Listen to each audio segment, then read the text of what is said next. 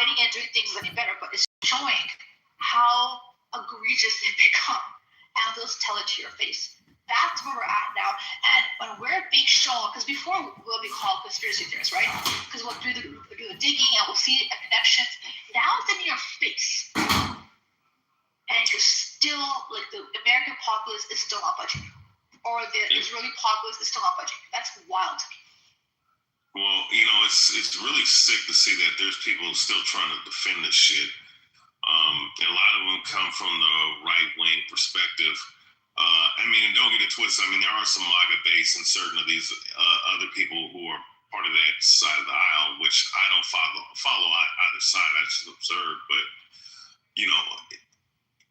there's still certain people trying to rationalize what's going on. And it's like, man, for one, you don't have a moral compass. And, let's say if everything does work out for America by fucking pillaging and doing all the shit they've done in Venezuela, in recent times, and forget all the countless of other things like Noriega and the fucking, shit over there. Ecuador yesterday was bombed by the U.S. military lobby.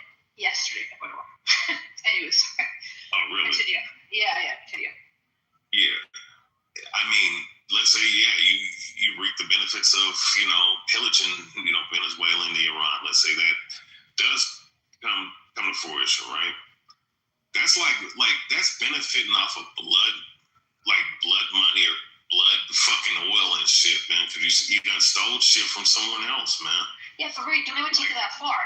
They defend and make some sort of justifications for their Lord and Savior Trump or Epstein. And they try to reason their way out. Even the stuff that he says about his daughter, have you heard people reason their way out and make it, he was just trying to promote his daughter and he was just trying to be controversial. I swear to you. So it's one thing to do these type of operations. Yeah. I've heard that shit. Actually, I've heard it in some of these rooms. Shit. Yeah, that's what I'm saying. You see what I'm saying?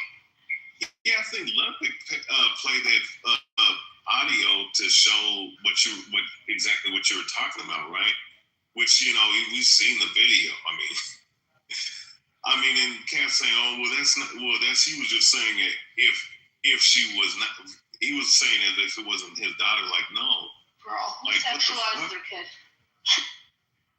What normal man does, what normal individual does it? Like, to me, it's not going to hit home until, look, with all these immigrants going up, them rounding them up and putting them in, these internment camps and whatnot, because obviously they're not shipping them out. People are not going to recognize until, MRAPs are driving up the street, martial laws are cleared, motherfuckers are going to get thrown in detention centers. Then that's probably when they realize, what's really going on. But by then, it's going to be too late.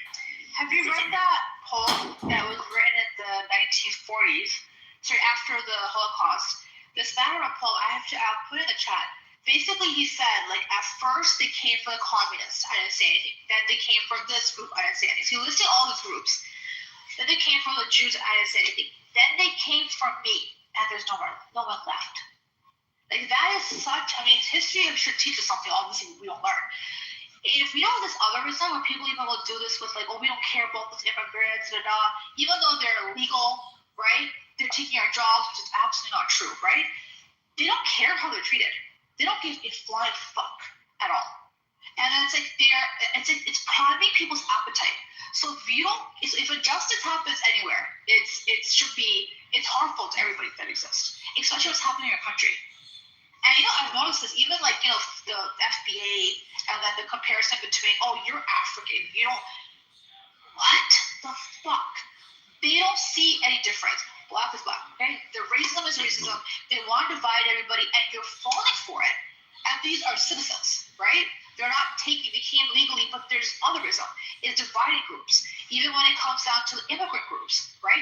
Trying to create this model citizen versus everybody else. Oh my God, I'm coming here and I'm taking. No one is taking your fucking job. It's AI, okay? If anything.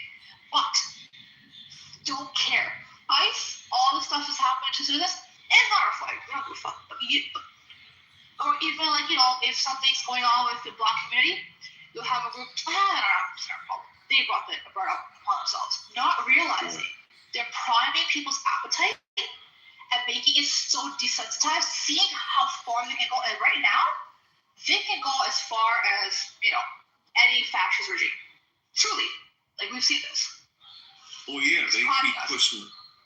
Yeah, no, you're right. I mean, it's all conditioning, and they're and you're giving it. If you give them an inch, they're going to go 2 or 3 miles with it, probably more. And what we're seeing is them pushing the needle further and further and further. As people either desensitize or be like, "Oh, well, that's not my problem." Look, I mean, whenever you start to see countries going back and forth, it's best to observe what's going on, even if you're not yourself not sitting up here having to get into a bomb shelter and shit, because you don't know. I mean, ramifications happen, cause and effect happens, and you could be next. To me, I think when people act as if certain things don't affect them, even though things have a cause, a direct cause and effect. To me, I just think it's very naive and very short-sighted. So, what's going on right here, and seeing, especially with our country and this guy running this country, and this inept and fucking really juvenile-ish administration and everybody that's associated with them run this country to the ground. Like, it's best that you fucking pay attention to all this shit. So, I don't know. I'm kind of, like I said, I'm kind of lost. There's things I want to say, but I'm so lost for words at where this thing has gone. It's that wild, right? That bizarre. Like, words don't even make sense. Yeah, I mean, and mind you, in both parties, are just scummy to me. But it's just like, I don't recognize the Republican Party. I don't recognize the Democratic Party. I don't recognize this fucking country. I'm just gonna be honest. I agree. Yeah, they're both egregious. They're both gone too left, too far. It's a far right and far left. But you know what's interesting? Yeah. Trump will prime. Will be like, the real tariffs is gonna be a little bit pain that you have to endure. What? And people say, yeah, if that's what he said, it's okay. Then when he's saying what's going on with Iran, what fucking president says this? There's gonna be in war. There's American casualties. People will die. What? And people are okay with it. And then he said it again. Like, do you know how, it's like, and people are eating it up. And he's not trying to hide anything. He's telling everybody, this is how it's going to go down. Even the lies at first is that it's death to Israel, death to America, and we are in danger. And, that was one of the justifications that he said in his speech, which is hilarious. Then the whole nuclear bomb thing. Not true. It actually, the IAEA came out and said there's no evidence of them having, this uranium enriched where they can actually produce a nuclear bomb, and they also don't have the infrastructure to do so. That came out a few years ago. There's so much bullshit. Could you imagine bombing the fuck out of a country, killing a bunch of people because we live in freedom of speech? So in the last few decades, has Iran ever done anything of that sort? And they don't make death to the people. It's the ideology. The Western, it's a Zionist ideology. But could you imagine going to court and saying, that person said, death to you motherfucker, right? Whatever the hell. Oh, then I went and shot him. I killed his entire family. And then I went to the local school and bombed it too. And I had every right because he said this. Could you imagine? That's what this is right now. And I'm finding a lot of Americans are kind of pissed. I don't think people are really. His ratings are pretty low, but there's still a large enough segment that says, "Oh, this is American imperialism, supremacy, hegemony. If we don't secure this, we're not going to have all these things. We're not going to have this, all of the freedom, blah blah." If this is a fear mongering, why do we have to do that in order to maintain our so-called hegemony? Again, it doesn't make any sense to me. Yeah, well, here's the thing, right? Like, because I was up in that chillism room, one of the guys that was pro what's happening is asking me, well, if somebody threatens you, speaking specifically me, like, what would you do? Would you neutralize the situation? And because he was correlating up to the whole death to America thing for like, because that's what they've been spewing out for like the last 80 years and whatnot, which, mind you, Iran was infiltrated by the CIA during the 50s and 60s. And, there's been other things going on in the late 70s and shit that went on in that country that was contrived by that alphabet group, based off of what I've seen.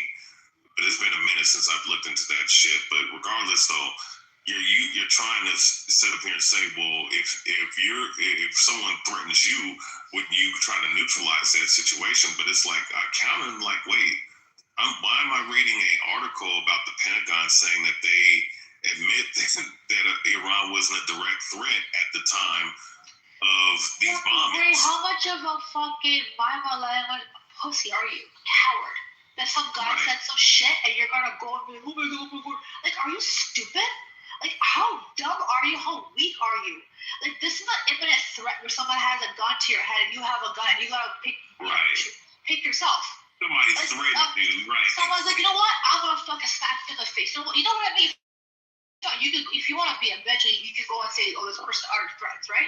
But that's not a justification, especially when there's no evidence. There's no pattern of anything happening that would suggest, okay, you know what, this happened in the past, now I'm actually fearful for my life, so I acted. Even that, legally that doesn't work either. Do you know how pathetic this is? We, big America, are scared of, if Iran is so bitch ass and weak, we're scared of what a few words Iran said? Can I have your opinion on something, please? Go ahead. I find it really interesting or bizarre, that there are so much similarities between the Nazis or Germany, under Hitler, and American politicians, on regards of eugenics and white supremacy. Are they the same, or why there are similar ideology? It's actually under the Trump administration. He ran his even in the 60s and 50s, there were. Do you want to give me examples? I've seen it more under the Trump administration. Just even the way he ran his campaign as a demagogue, the way in which Hitler is German. Mm-hmm. I know, technically he is German. You're right. Do you want to give me an example where you think this inherently the U.S. Political regime throughout? I see it with Trump very visible.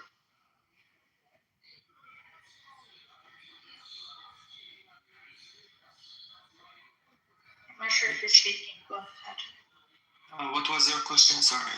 My question is, I see it very visibly with this Trump administration.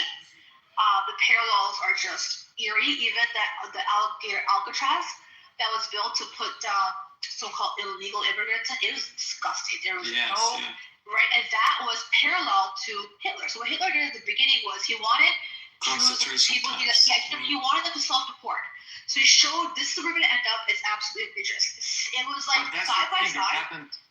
It happened to the Japanese too, that's true. In World War II. So that's what I meant. There are so much similarities. Even you do have a point. I don't know. Never thought about that. Are they the same? Because even Truman, he has some German origin. Fascism was not exclusive to Germany, right? That was just the political, I guess. Ideology that was taking shape. Didn't they believe that they are chosen, or that became after the Aryan race? But fascism is that was also Stalin, right? And he didn't have that type of ideology. It's just very, very brutish regime. But it was Trump. It's not Trump. Hitler started to do that later on in his reign. The whole Aryan race, the supremacy. It was actually a lot of it was actually inspired by the RSS from India. But that's a long story.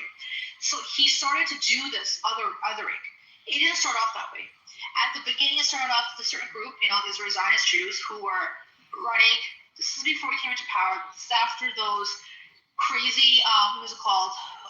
Had to pay what do you call it? Reparations. I don't know the name of it. But whatever. They had a lot of money on their head. They had crazy inflation, and this group came, right? And they ran brothels. There's child brothels in Berlin. There was a lot of degeneracy that went on by a certain group, and he wanted them out. He wasn't even trying to genocide anybody. He actually wanted people to leave. He wanted them to go. And at first, he actually imprisoned his political opponents first in the concentration camps. There's over 3,000 actually, and they're all were kept to kill people.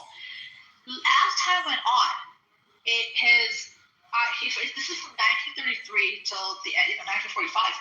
His ideology became more and more extreme, and people do talk about the possibility of having some sort of mental illness, him potentially being on some sort of stimulants, or he becomes more erratic.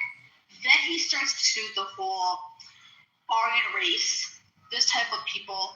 These are the prime people we want, because he started to feel like these are the defects to our society because of what happened to Germany. Germany was the very first trans surgeries took place by a Jewish doctor, and which is okay, that's one thing in Berlin. And what they started doing was they would do these operations without the person wanting it, and then they would sort of take them to the brothels to make them like a special thing for people to like be with and make money off of. He wasn't trying to genocide. He was very upset. There could be, just think about capitalism, right? When capitalism rears its ugly head, it can become very greedy, it can become very oppressive of people, and people can say the people behind this, I'm against it, right?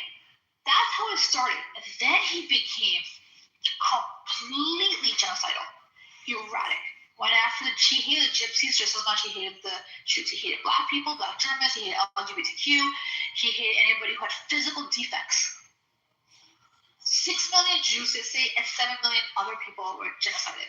So it's really, when you look at the history, if you really want to start off with, just doing these types of, death camps, Auschwitz, etc., he could have done it a lot earlier. But, he did it when he did it. And, the US, IBM, all these companies, actually IBM gave the computer system for Hitler to keep track of all the people. You know how they would, sear them with a number? Stamp them? Yeah, IBM did the system to keep track of everything. So, I don't know. It's really hard for me to make a direct comparison because his ideology did change.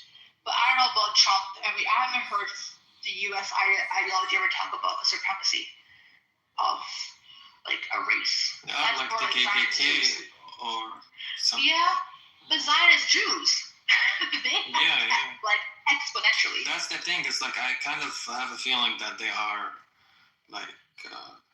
the same entity. Because even Hitler, he didn't kill only Jews.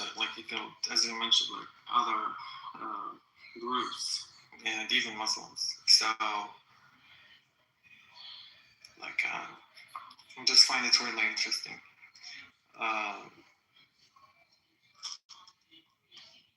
Actually, to your point, Trump did say, when he was talking so much shit about other groups, he talks about Haitians, Somalians, he just will always target minority groups, right?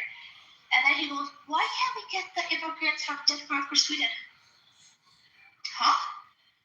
So what? I don't get it. So you want those? That's what it's wow. Because I was when you were talking earlier, I was thinking about Denmark. Or South Africa. The native people. Remember? The genocide? Yeah. We're going genocide, which is never happening. Yeah. We bump up it. Oh, sorry, go ahead. In Denmark, also they sterilized women, the native people who live in Greenland. They sterilized them without their consent, and it's just that's what I really find. I'm just connecting the dots, and I might be wrong. So, Mark, do you think this is a worldwide issue? A worldwide issue? No. I think there is the Aryan ideology, or some people who think that they are the chosen one, and the world should be only for them. Eastern, the European ideology, Western ideology, maybe has this type of that's what I think. I think it's that I can see. But it became extreme recently. The alt-right, these views, the extremism, it's actually across the world. Even in India, wanting the whole Hindutva, RSS, wanting to be as diverse as India is, to be this nation for Hindustan, we're the chosen, similar ideology. That's taken, I don't know what happened. It just, even alt-right groups that were running for government in Germany, and Elon Musk was backing them, promoting them, and they're just racist as hell. Like I don't know. It's that I do realize that there's existential threat. And I've heard people say this, people I know, and I think it's kind of weird. They feel like their culture, their white culture, or their identity is being taken away. I've heard that. But that's the thing. It's like I am half white. Okay, if we can talk about colors, and it's so weird like that in Middle Eastern like broadcasting centers, like TV, like Arabic shows, or like movies. You see like commercials, or like even like whitewash. Like they are whitewashed, and they are whitewashing the audience. There are certain products that are from India, like it's called Fair and Lovely. It's like they make your skin I know that whiter, but it's not in other. I don't think it exists in America. It's in every culture. So fair. So if you. That's the thing. It's like I feel like it's a sort of soft power beside the hard power, where they do like military interventions or something. But it's like the soft power is like brainwashing people.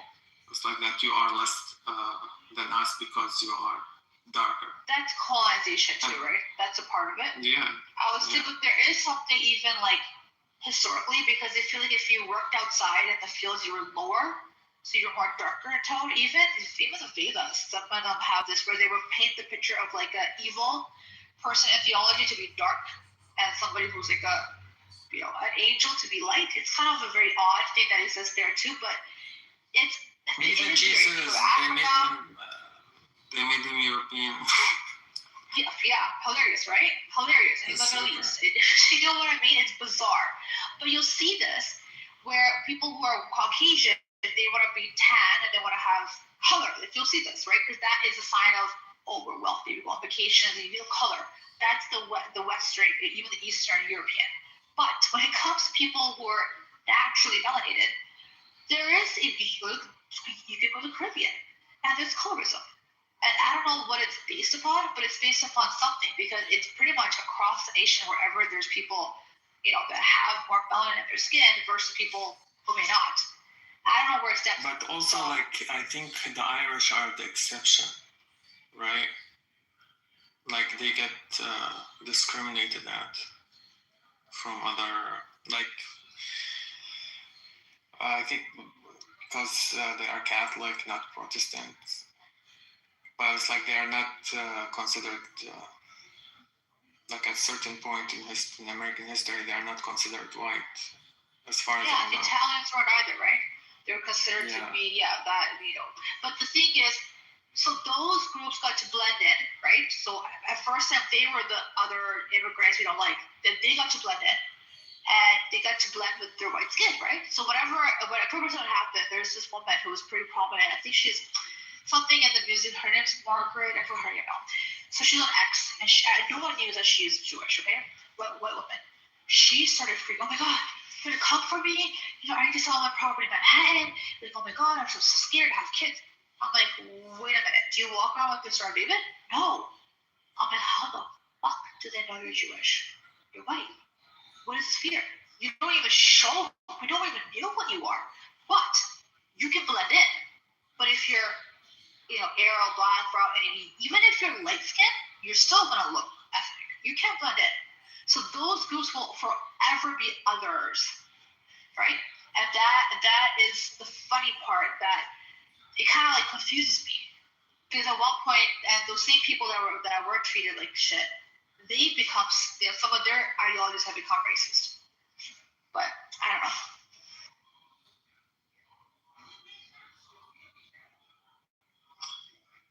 Yep. Anyways, looking over the report, what kind of damage we're going into day 6 of this war with Iran. I have it pulled up right here. Let me see. I'll put the link in the chat. It's from CNN. I had to remove the paywall, the stupid thing. And nowadays they're charging for, for me, I can't even open up one article. Alright, so I remove the paywall. Everything we know on the sixth day of the US and Israel's Iran war. As it enters its sixth day, the latest Middle East conflict continues to widen, with the US sinking an Iranian warship off the coast of Sri Lanka and NATO forces intercepting an Iranian missile heading for Turkey. Here's what you know. What are the main headlines? We have the warship that was torpedoed. A U.S. Submarine sank an Iranian warship in international waters off the coast of Sri Lanka, killing 80 people, according to Sri Lanka's Ministry of Defense. Turkish interception. NATO air defense system shot down an Iranian missile traveling towards Turkey's airspace on Wednesday. This is believed to be the first time NATO forces have intercepted an Iranian missile traveling towards a member country since the conflict began. U.S. soldiers identified on Wednesday night, the Pentagon publicly identified the two remaining service members killed in a drone attack in Kuwait on Sunday. The other four soldiers killed were previously identified on Tuesday. Senate vote Republicans rejected a resolution Wednesday that would have reined in U.S. President Donald Trump, Trump's war powers. Early days, the U.S. will start striking deeper into Iran, and the operation is still in its early days, warned top U.S. officials on Wednesday. U.S. objectives: the White House press secretary said the U.S. goals are to destroy Iran's ballistic missile program, annihilate its naval presence, dismantle its terrorist proxies, and prevent it from pursuing a nuclear weapon. Regime change was not a primary objective, she said. Then we have the school bombing. The White House did not rule out that the U.S. military had carried out a strike on girls' elementary school in Iran during the initial joint U.S.-Israeli strikes, which killed at least 168 children, according to Iranian state media. Senate vote fails to curb Trump's war powers in Iran. We have the blue state, that's 47. We have the red ones that said no at 53. So the red ones are still pedophile, the subordinate of Trump. All right, and then we have the overnight strikes. Israel launched its 11th wave of attacks against Iran since the conflict began, with flyover strikes across Tehran overnight into Thursday, targeting military infrastructure. Lebanon attacks. Israel also said late Wednesday it has begun striking Hezbollah infrastructure in Beirut. Without providing details, Israel has battered parts of the country all week after the Iran's backed military group fired projectiles from Lebanon into Israel. Death tolls: more than 1,000 civilians have been killed in Iran since Saturday, according to a US-based human rights group. At least 77 people have been killed by Israeli bombardment in Lebanon, according to the country's health ministry, including 3 paramedics. And then we have the miserable conditions. Many residents in southern Lebanon have embarked on grueling journeys after Israel ordered them to evacuate. Some displaced families have been forced to sleep on the streets at night. Many Tehran residents have fled to the countryside, while those who remain shelter at home, living in fear of constant bombardment. The next supreme leader, Iran's top clerics are still working to choose a successor to Ayatollah Ali Khamenei, who was killed by the U.S.-Israeli strikes on Saturday. Israel has warned that any news leader would be an unequivocal target for elimination. And let's see what else we have. Then we have the Iran strikes back. Iran launched a fresh barrage of missiles towards Israel overnight into Thursday. It also continues to fire at neighboring Gulf states, which are armed with Armenian weapons and air defenses. Although the U.S. says the pace of Iran's aerial assaults have slowed. Death tolls, while the largest death tolls are in Iran and Lebanon, more than 24 people have been killed elsewhere by Iranian strike in Israel and Gulf nations, as well as U.S.-Israeli strikes in Iraq. We have the attack on Amazon. Iran launched a drone attack on an Amazon data center in Bahrain.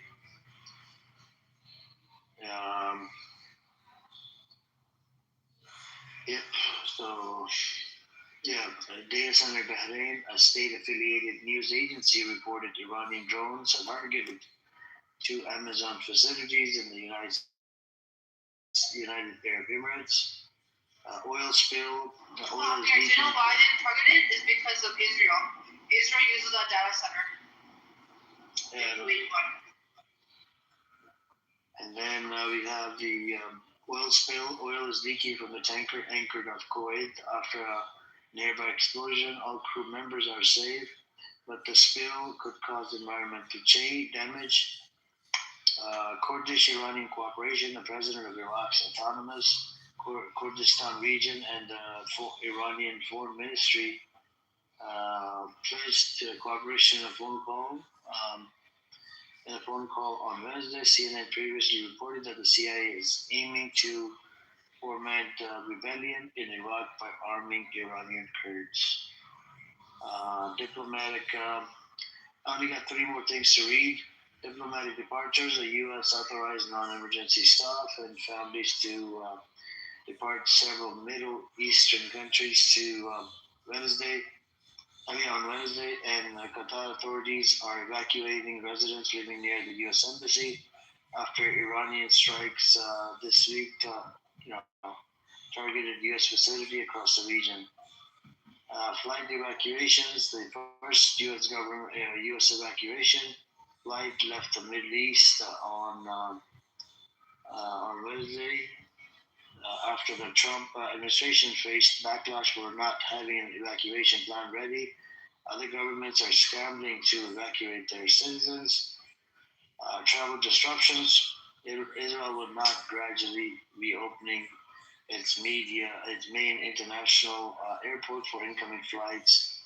On Thursday, some flights have departed major Middle Eastern hubs, including Dubai and Jeddah, but many travelers are still scrambling to find ways out of the region.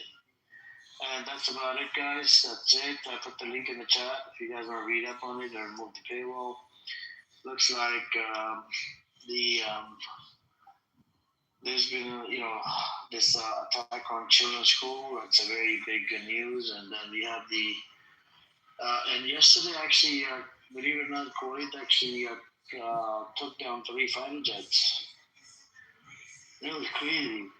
And so it was Kuwait in friendly fire, but it was total of 3 fighter jets. And Iran took the credit for one of them.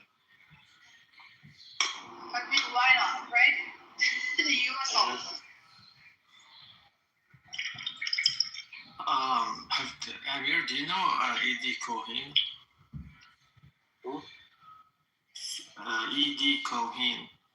Is he a rabbi?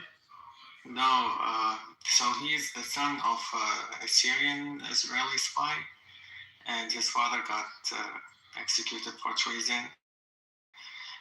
But he's like kind of the spokesman for Israel, and like under journalism name. And I'm not following him, but he shows up on my X feeds, and so weird. Like I was just seeing like the Greater Israel map, and then this guy Iggy Cohen was posting a map for Kurdistan, which is kind of like what left over from Iraq, beside like subtracted from Greater Israel. And like as it is like their intentions like to create a Kurdistan state that will take north of Iraq and eastern of Iraq and south of Iraq under Kurdistan name, and then the western part would be like for Greater Israel.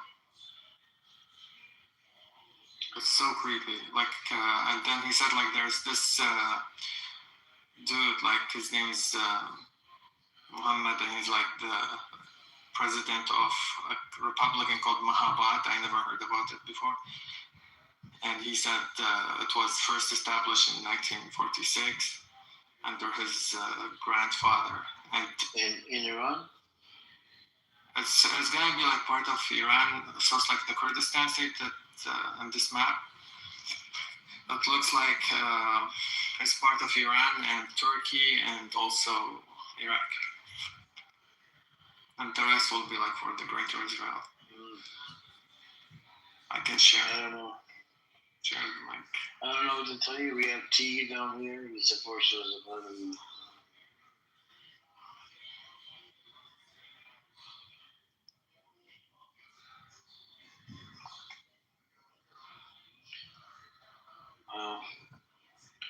They want to take the western part of Iraq, unfortunately, because it's like it has the silicon. Like we have the great, a large desert, and it has silica and a bunch of resources, like the western part of Euphrates. And my concerns is like if they're gonna like manipulate archaeology, then they will implant things in Jordan and Hebrew, and then they will say, "See, this is our lands."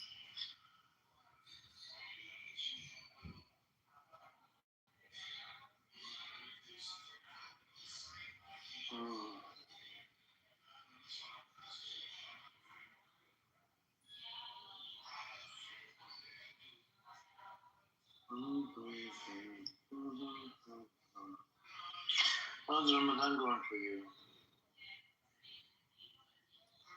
Alhamdulillah. It's smooth. Thanks to the American embargo in the 90s, it taught us how to do Ramadan in a good way.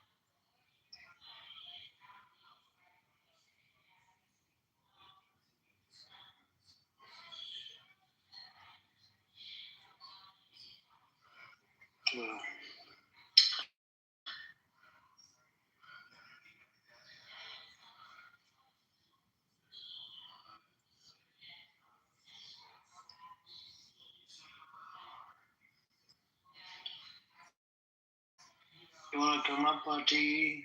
I know you're crying in the chat. Come up.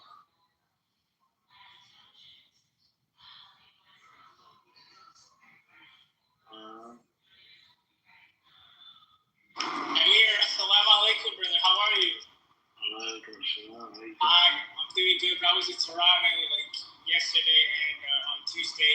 I initially had a good time. Right now, speaking to you guys, I'm driving to Niagara Falls just to get some nice view, and then put a little truck stop and clean myself because unfortunately I had a predicament that happened to me. But alhamdulillah. And guys, wanted to actually speak on a point that Amir made. I was hearing Mike Johnson. He was basically saying these Iranians, their religion is like, basically he was trying to like smear the religion of Islam, bro. It's crazy.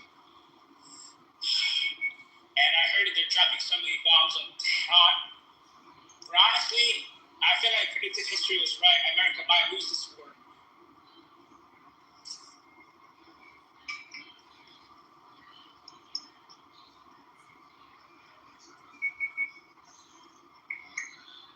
I don't know, man.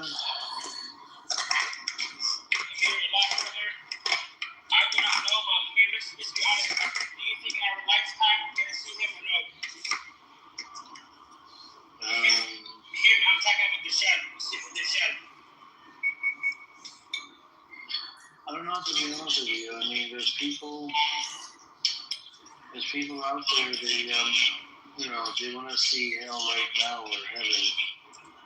Pete Hegseth, bro. They want to see judgment. What, that guy, the captain, who listens to that idiot? Bro, you know what's crazy? Did you see his books? I talked about it on this space a couple of days ago. He wrote a book called American Crusade, where it's called Islam is the greatest threat. Like, I find it so strange. At least if you were a crusade, I would understand, right? Why would you sing for Izzy and you claim to be a crusader? It doesn't make any sense.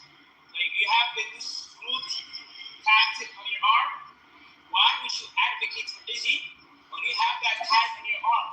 It doesn't make any sense whatsoever to me, brother. Like, I don't understand.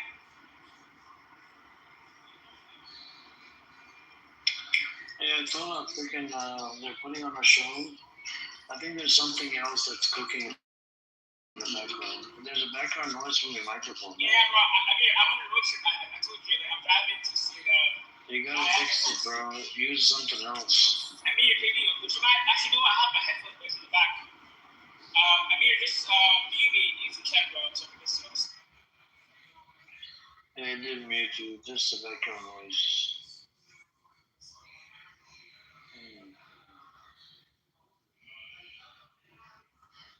T, why don't you come up? Maybe we can go back and forth about this genocide and whatnot. Fire, are you still there? You fell asleep? Hi, I'm here. I'm at work. No, how's work going? Good? Yeah, You enjoying it? I am, yeah. Okay. It's just hard to wake up really How do you say early. tayyib, no?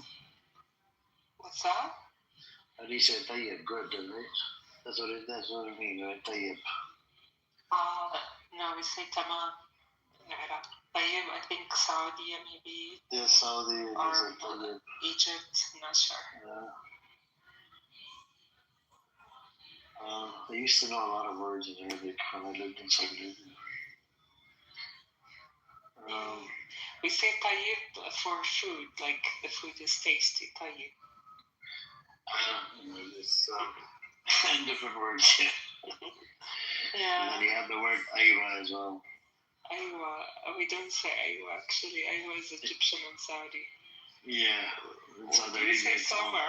Yeah, we say Eid. Hello, and Eid.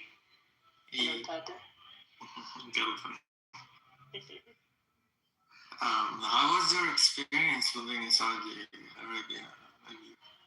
It was a good experience. So I, the reason why we migrated to Canada is because I'm not originally from Saudi Arabia. So my dad's friend, he said there's no future here for the kids. The kids that are from this countries that come from outside back in the day. So my dad went ahead and applied for immigration in Canada. He got it.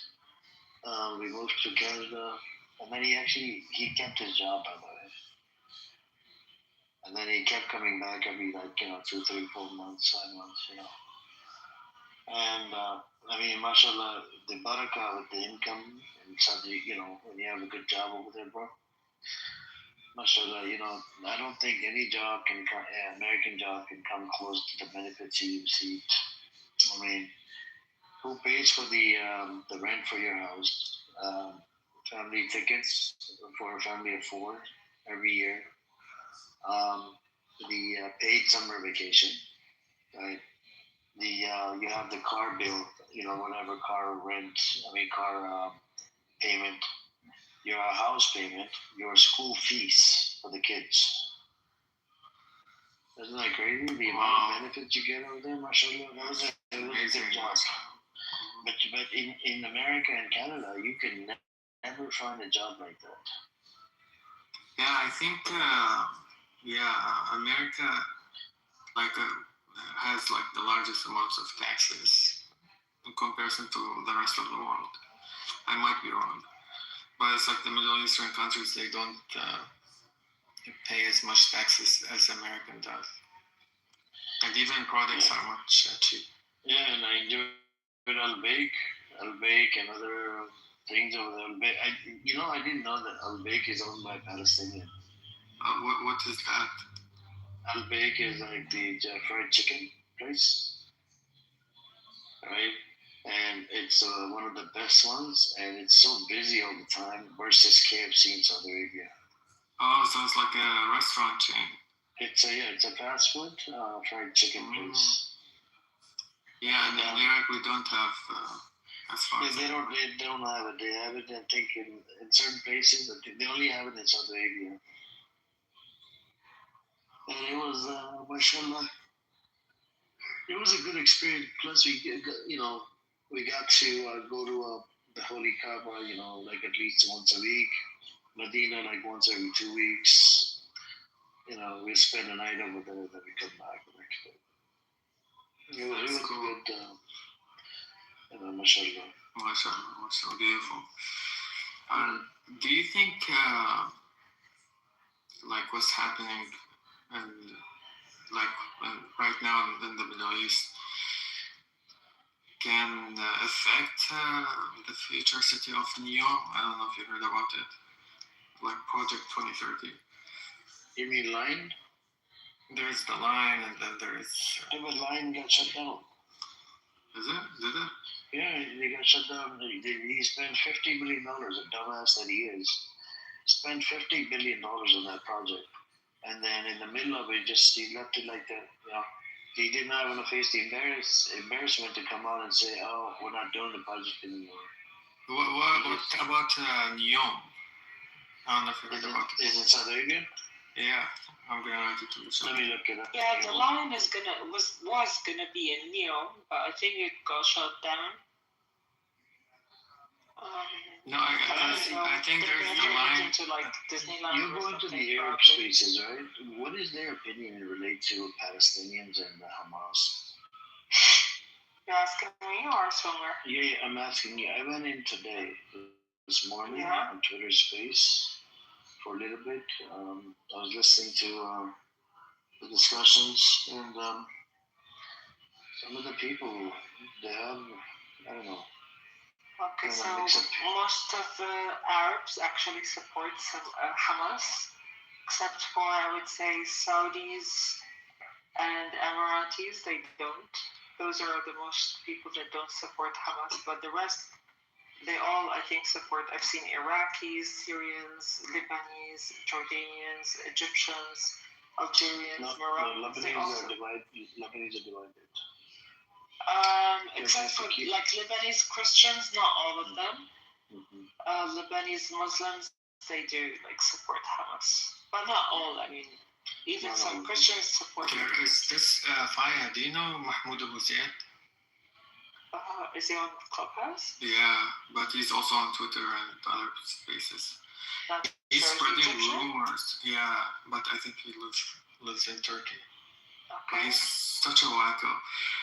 He keeps saying this is what happening. It's just like a hoax. Iran and Israel are on the same side. The Shia and the Jews are one, and the Shia are much dangerous than the Jews. And then you see a lot of people listen to him because he has predictions. He said, I read their books, and on February 28th they will launch. He keeps does many predictions. Some of them hit, some of them don't. And when the ones that hit, then he's like his base gets increased. And he has an open room now, but it's like I don't want to support him to be there. He's such a psycho, liar, gaslighter. What's up, everybody in the audience? If you guys are coming up, what's up, Jindik, Lenora, Elise, Chris, Brian, Kaisi, Think, Remy, Muhammad, Legend, Baria, Decker, Sam, Saul, Richards, and then the rest of the other people. I don't even know who these people are. But you know, the guy with the red flower, I believe he's John Kitover. Bro, go and fix your investigation that's going on with the feds. You did campaign for fraud in America. Okay, scumbag. There's a lots of them somewhere on this app. To be honest with you, it's in every community, bro. Not just in No, but Amir, this guy is such a creep.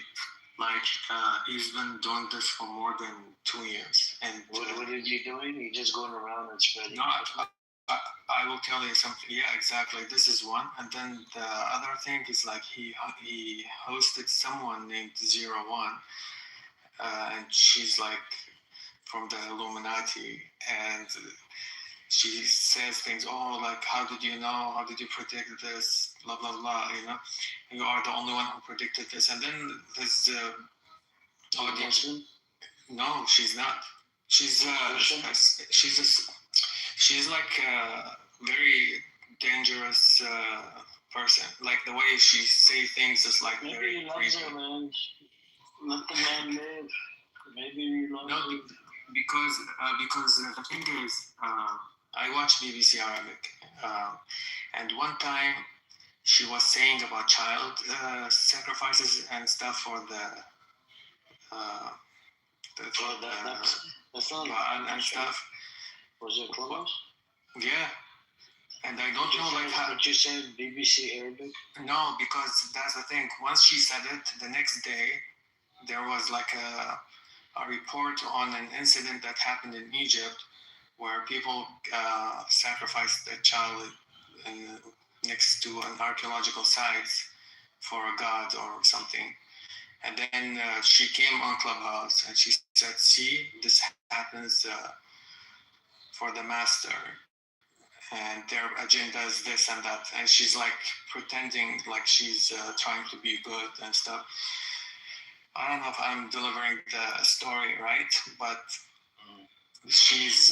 what is the guy doing, guy? Is he spreading the same thing, Illuminati bullshit? No, he's spreading fitna. What kind of fitna? Like against Iraq. Like, and it's like and against Shia and against Iran. Bro, against the Shia, there's a lot of them on the side. Including, I think and he says like the Shia has opened up some rooms against Shia. Oh, no, but it's like saying that Shia and Israelis are the same. Like they are trying to attack the Sunnis, and this is a whole show, and it's fake. And he says like Hassan Nasrallah is alive, and Khomeini is alive, everyone is alive. Mm-hmm.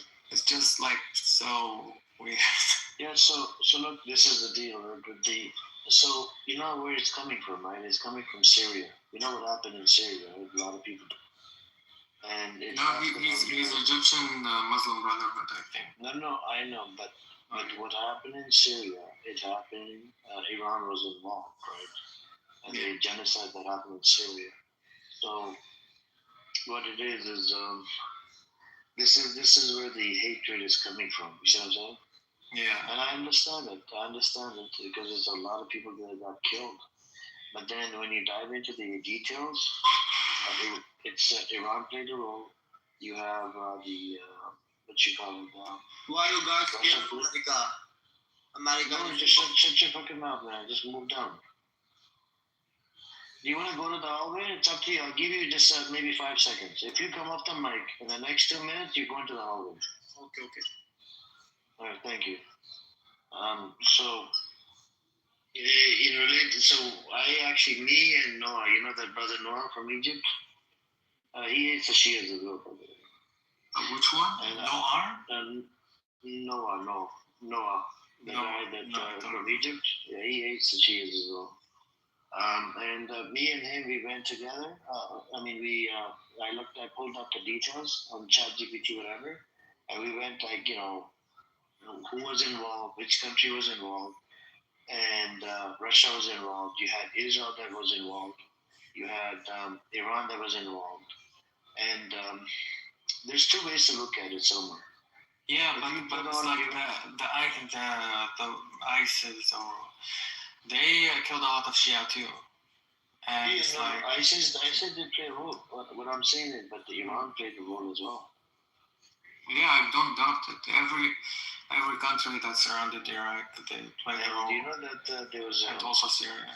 There was videos and stuff that the kids were massacred and starved and whatever. It's crazy, man. What happened in Syria, that was a very sticky situation, and they're still finding bodies until now. Yeah, but the thing is, my friend, there were like crimes that happened under like the Ba'athist Party in both Iraq and Syria, and it was brutal. And the thing is, it's like you see the Arab world like glorify Saddam for what he did and antagonize Bashar al-Assad. That's just because of religion, and just like it's so like disheartening. Like I agree because with you, of Summer. I agree with you, brothers. Coming on back to you, brother. I agree with you, bro. I agree with you. It's Bashar al-Assad was involved in genocide, man. He was, bro. Amir, thank you, Amir. And you know what's crazy, bro? Literally, bro, I don't want to say in this room, but like the R word was fucking happening to those innocent women, bro. And guess what? At least, as bad as we can say Saddam was, we can say at least he got justice. But unfortunately, it was Israel and America, so-called justice. Bashar al-Assad, the guy fled like a coward. So his brother, so people are close to him, bro. He fled like a coward. So, but he cannot flee Allah subhanahu wa ta'ala. You can never flee Allah, whoever you are. You can never flee him, bro. Bashar will get what he deserves. Inshallah, yeah. Summer, can I ask you a question, bro? With the whole Khomeini thing, right? Hearing like America was pressuring Iraq to not allow Iranian militias within their borders. I don't know if it's true. Yeah, but it's like the people are outraged because it's like they see the greater Israel map. They are terrified. They are like, we're not. There's a lot of backward rulings, bro. Why only Muslims fight? Why? Again, you came off the mic again. I have a quick question for you. Okay, say fuck Modi. Come on, hurry up. I have a quick question. No, I want you to say fuck Modi. Fuck Iran. No, forget Iran. I asked you to say fuck Modi. Why I asked Modi? I'm asking you to say it quickly. Modi is the supreme leader of the world. Oh, yeah, but I want you to say fuck Modi. Modi and Trump is a good friend. You live in a democratic country, right? Just say fuck Modi. The world's largest democratic country. Come on, hurry up, wrap it up. Why I said fuck Modi? I'm a supporter of the Modi. Okay, if you're honest with that, just say fuck Modi. Why? Because he's in the Epstein files. He's an Epstein file, and it's to show your true loyalty. Your loyalty is centered somewhere else. People, Americans, why? Why can't we get 20,000 American people? Why? It wasn't 30,000. Yeah, 30,000. It was 7,000. There's no names on the 30,000. Why they killed 30,000 Americans? Why? Where did they kill 30,000 Americans? Iran will suffer from this. Where's the 30,000? Bro, you're not even American. What the hell? Are you a refugee or illegal? American will. Why are you anti-Asian? Iran is part of Asia in the world. Yeah. Do you hate being an Asian? Are you self-hating Asian? Do you like Arab food? We like Americans. We are. Do you know that Saudi Arabia invested billions of dollars in your economy? Should I make the call and take out the money? It's going to damage your economy. What are you asking? I can't hear you. Saudi Arabia has invested multi-billion dollars into your economy. Why you people think about it? And the sister, what's her name? Most evil person is died. American. You know the British, when they came to Iraq in 1920s, mute yourself, please. Americans save Iraqis. When they came to Iraq, they used Indian soldiers to invade Iraq. We love our country. We love India. India is the largest democratic country You in the love world. Britain, man. No one beat India. India is a superpower. I'm sure your grandfather served in the British Army. But did you just say no one beat India? India is a superpower. How many planes did you lose? When did that happen? A few months ago? Listen to me. India is a India lost to Pakistan. What are you talking about? When did India become India? Can you tell me? Never. India is a superpower. When we gave you independence. When? Who gave you independence? Give me the year. Give me the year. Come on. Give me the year. Yalla. Do you have an Independence Day? Yalla, Haywan. Come on. Come on. We throw you in dustbin. He's definitely a fucking Haywan, man. This bitch. Is he drunk? You bitch. I think he's drunk. Hey, why are you? You are a fucking coward, okay? You're a fucking coward. Can you say fuck Modi? Nigga, I'm gonna say fuck Modi right now. Let's not use the N-word wrong, please. I apologize, bro. Guys, oh my god, dude, assalamu alaikum, brother. Walaikum salam. Good morning. I'm on a road trip, guys. I'm literally on a road trip. Brother, you always Are you on your way to Emirati? Are you in your way? Every time I see Rondo on you, I'm on my way to Michael Jackson. We discuss our Prime Minister. Guys, I'm visiting Michael Jackson in his city in Indiana. I just talked about are you about to cow beef? Are you cow meat? Are you about to eat his log? I love cow meat. I love cow meat. You know what's funny? I'm having a burger in the morning. Oh man, Oh my the God. amount of cows that are going into my belly, it's gonna be great. You just come here Oh and man, debate. You just come here and it's debate. have you ever had any beef? It's actually great. You should really try that. Like I seasoned like steaks, You have no knowledge. steaks and You have potatoes. no knowledge. Like that. You have no knowledge. You're fucking loser. And, like you have no idea what's like. Do you want me to? You ran away. You ran away. Oh, you gotta stop eating his God for your suhoor. It's not my fault that it's so tasty. Cash, are you sleeping? No, they need to blow their nose, bro. Whose picture is this that you put on the 3D picture? What are you talking about on my PGR? Mm-hmm. That is Augustine or something. I forgot what it is. Bro, can you come close to your mic instead of under the pillow? What's wrong with my mic? Come close to your mic, man. Bro, it sounds like you're like underwater or something. Yeah, he tends to hide under the pillow. I don't know why the fuck is wrong with it. Now it's muffled. It's like you get thick. Like you Do you gotta, have noise suppression on? you gotta remove the bass of your voice now. Treble. I don't know what the fuck is. No, Kat. If you're using headphones and they have noise suppression, it does this to your mouth. They probably fuck my mic up. Yeah.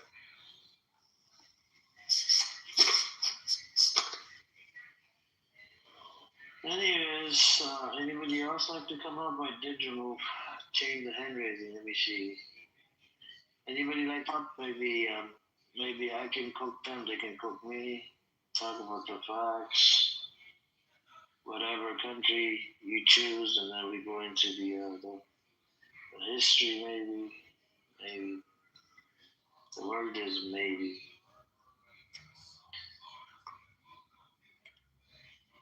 Bro, this is like the most interesting war in our time because it is one country that's basically getting ganged up on, and I have no idea what to even think at this point. This is not a war. This is called bully. Being a bigger bully. Yeah. But have you not heard the statements from that Hegseth war criminal? Like, he's literally a crusader. He's a satanic crusader. But he's gonna get a taste of his medicine, so the Americans, they all are, to be fair. Yeah, so I think Iran is giving a taste of their own medicine. I think this might be like the last try they do with the regime change. Maybe after I think this is America's last war, to be fair. I think so, and then after this, I think it's just. I don't think it's downhill from. Probably this might be the last, war before downhill. Oh yeah, we're spiraling here in America, and Israel needs to, get on their side.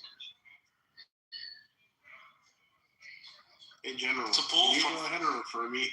I need to get out of here. Absolutely not. Come on, man. You made the choice. You made the choice. You went to the United States. You stay there. I actually never made the choice. It was forced upon me. How can it be forced upon you? Well, I was a child, and I didn't get a say. You could have refused. I did. You did refuse? Yes. What did you say? I said, I don't want to go to America. I like it here in Singapore. I still stand by that statement. You need to sue your parents then. Sure. Let me get out of the country first. I can't believe Sam opened a house called Mango. Yep, the Mango Caliphate. Crazy. Honestly, I didn't even expect to go ahead and do it. I was just gonna go ahead and start teaching, or not just teaching, but basic Islamic stuff for reverts or anyone who's curious. And then I'm like, you know what the hell? Might as well just have my fun with it.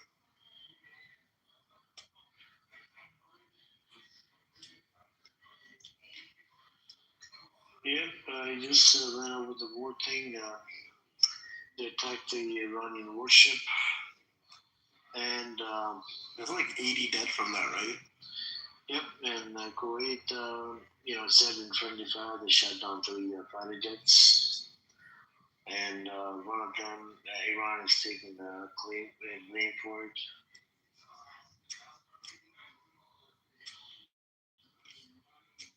Okay, I have a question for both you in general.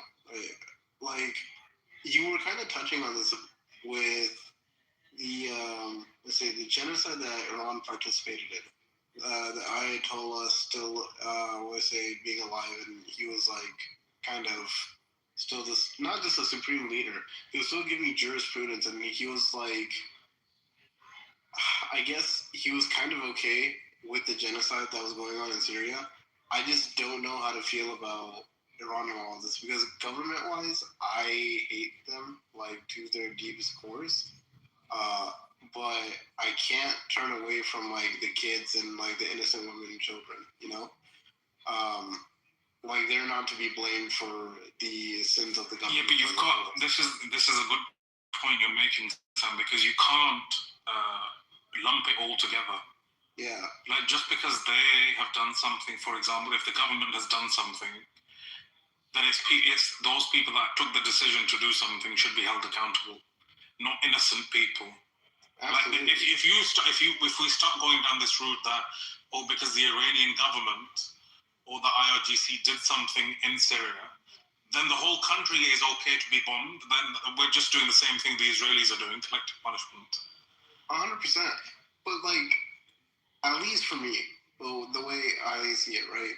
The one thing I can kind of agree with the people that talk about, the government change or whatever within Iran is, I wish that they didn't have this stupid, Ayatollah, Iranian government whatever they have right now. 'Cause the more they exist, the more they piss me off.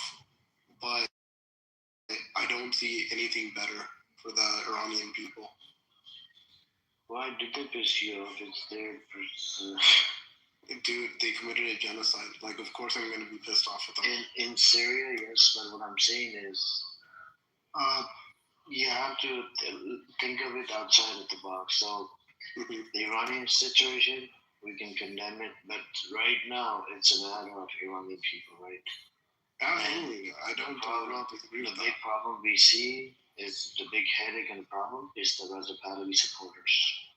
You're right. The thing is, I agree with the whole thing. Animals, bro. Yeah. It's just like what to say. It's like a whole conflict in my head about the fact that I agree with everything you guys are saying on this, but I have to also grit my teeth to the government that went ahead and conducted a genocide, and it's like if I don't go ahead and just kind of support them, then I'm gonna basically be condemning innocent people. Yeah, but one thing, Sam, is the word genocide shouldn't negate the. For example, let me give you an example. So the U.S. has committed countless crimes around the world. 100%, yeah. Kills far more people than the Iranian could ever do. Yeah. The British have done the same thing around the world, kill hundreds of millions around the world, and now it's like all these countries tend to do is because they're democratic, they wash their hands full of blood. Excuses for these countries. Do you think that America is trying to change the map of Iraq, for example, so the Iraqis wouldn't get knees on Iraq's throat? No? They've got their knees on Iraq's throat, brother. Up until today, the Iraqis still have to, for example, when you sell the oil, and this is one of the things that still makes my blood boil, to be fair. When Iraqis sell oil, that money has to be deposited into a U.S. Treasury account. Then the Iraqis have to go to the U.S. government and beg for that money. And the Americans can say yes or no to that. So it's a modern form of imperialism. It's controlling your money and controlling your oil sale. Oh, and even controlling the water access of Iraq, like to the Gulf region. Oh, dear. Yeah. Yeah, this is a democracy, isn't it? Yeah. It's the Trojan horse. Mm-hmm. Yeah.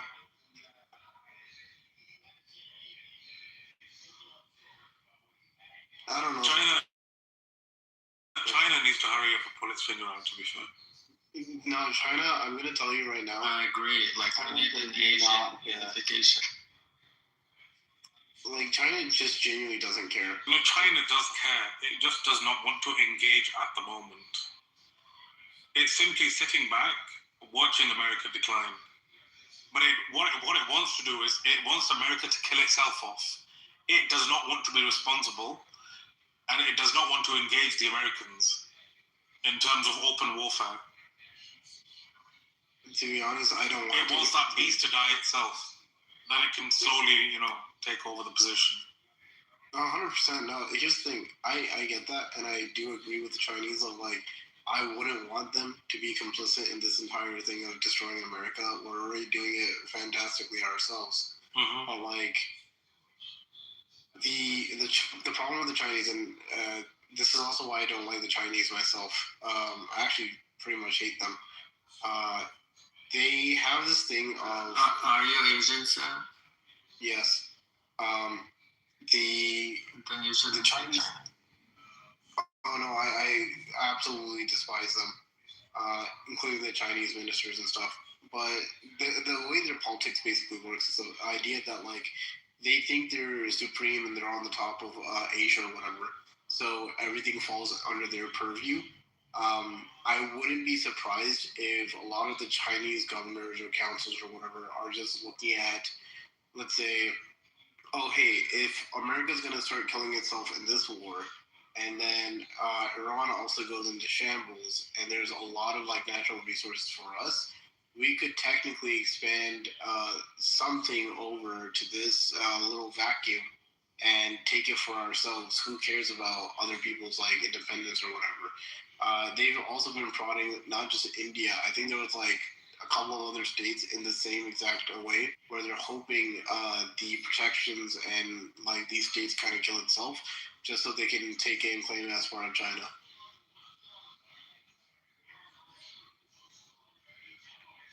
So that's the way I see it going.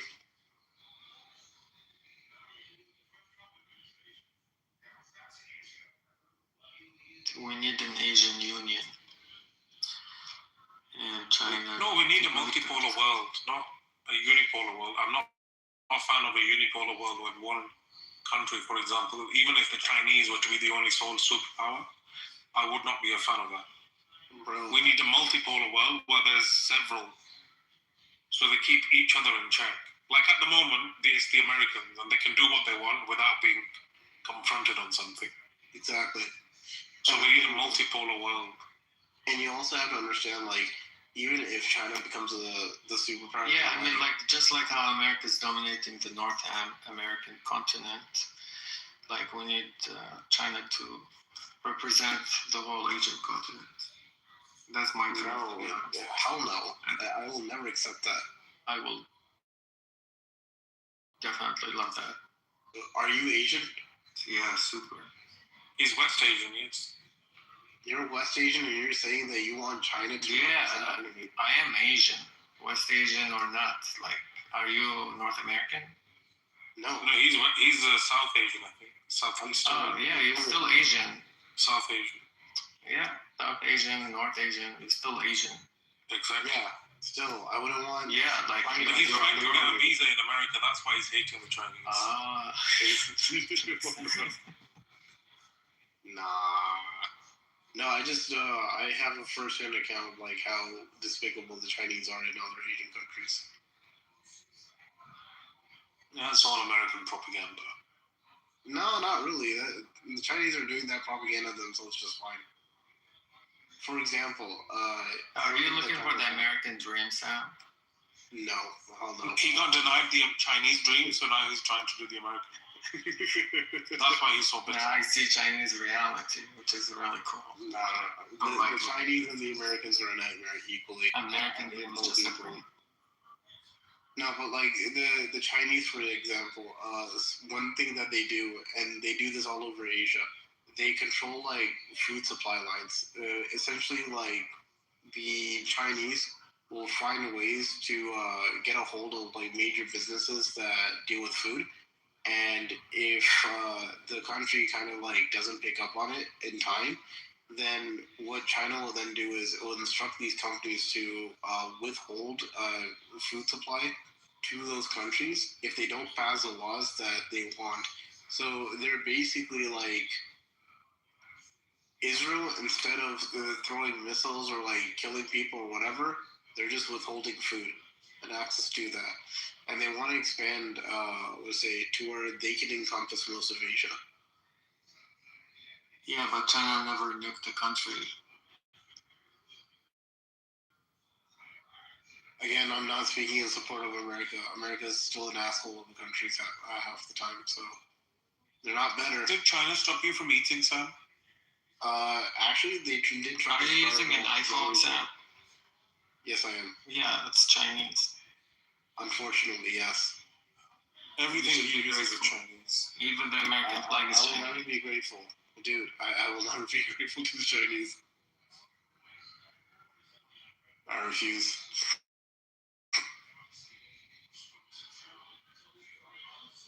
That's like being grateful to Kim Jong-un. Why would I be grateful to Kim Jong-un?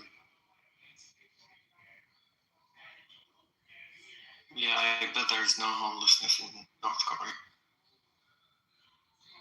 There's no homelessness in North Korea. There's a ton of homelessness in North Korea. How do you know? Easy.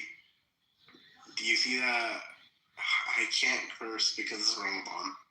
Do you see that fat lanky pig that, likes to vacuum food up? I bet you he's just like, look, home with food. we'll vacuum that up. You want a home? I'll make you sleep on the streets if you deny me, kind of thing. I didn't get it. But it's like there's an option to be a homeless. But in America, you don't have the option. You are forced to be homeless. Yeah, I mean, you don't have a choice in China either. You become homeless, or you don't.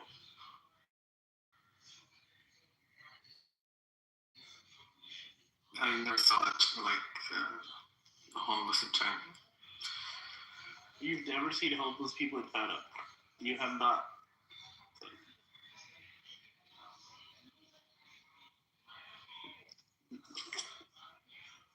Bro, like even Chinese medicine is so advanced, like more than the Western medicine. Like they aim to cure the patient, not like. Oh, are you like a police supporter for China? Like, what is going on here? No, I'm stating fact. I'm talking about the civilization of China, and they are still like that. Like, again, and it's really impressive. About their medicine. Just listen to me, please. Like they don't. I mean, I doubt if they have the pharmaceuticals like in America ruling or lobbying to make people like in the what do you call it, in the consuming cycle. Yeah, it's really fascinating. Okay. Not only in medicine, like in spirituality and other things.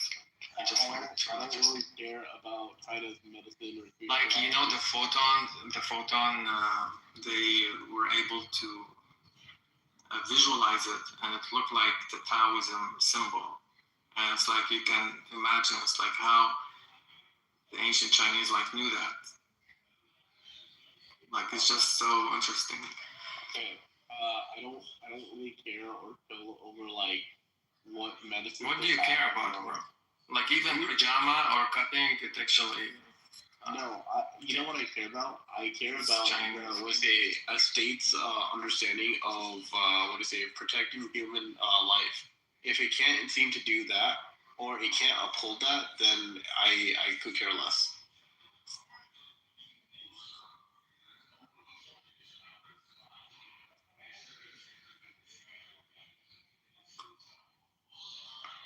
So yeah.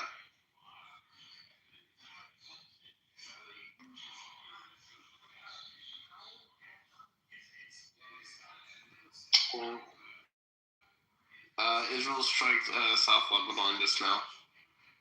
6 more people. A lot of people, the migrated I'm telling you, Israel wants to now start annexing Lebanon. It's seeing this as a golden opportunity to start annexing it. They won't be able to go try before, and Hezbollah, every one of them, they went back in body bags. Look, I don't believe that because this time around, what do you say?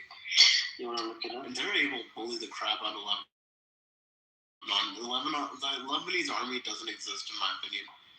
And Hezbollah just you want to look it up? I'll look it up back in when they occupied Lebanon.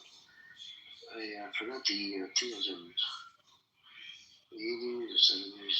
Does anybody know? What year was the... I don't doubt that happened on her. What I'm saying is the Hezbollah right now is neutered. The Lebanese army is basically non-existent. Like, sure, they'll have conflicts, but I think they're just going to start occupying and then start annexing immediately. I'd love to be wrong. I really would love to be wrong, but that's what I see it as.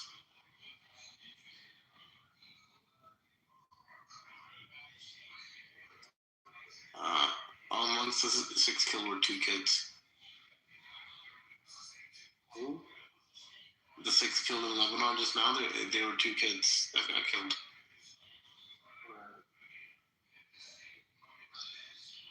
Combined, have killed over 1,000 people.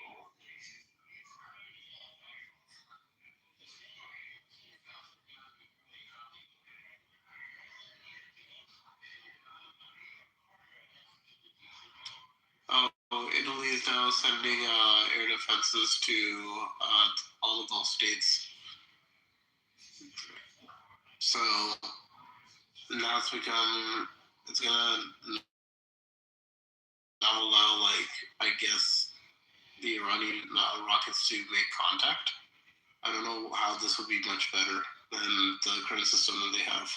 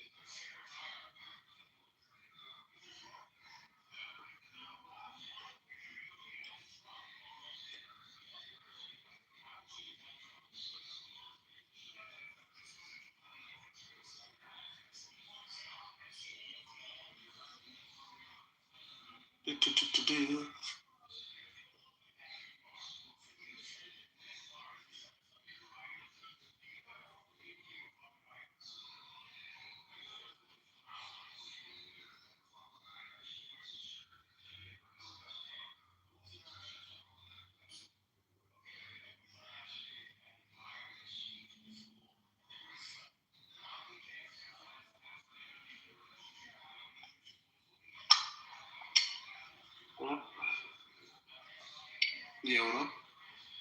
No, I was just saying, if anybody like to come up, you guys welcome to come on up. And the Raza Party supporters, they're just idiots. So I don't think anyone should listen to these idiots. But I use it as punching bags, like the rest of the Zionist scumbags. So, it's a normal thing. Yeah.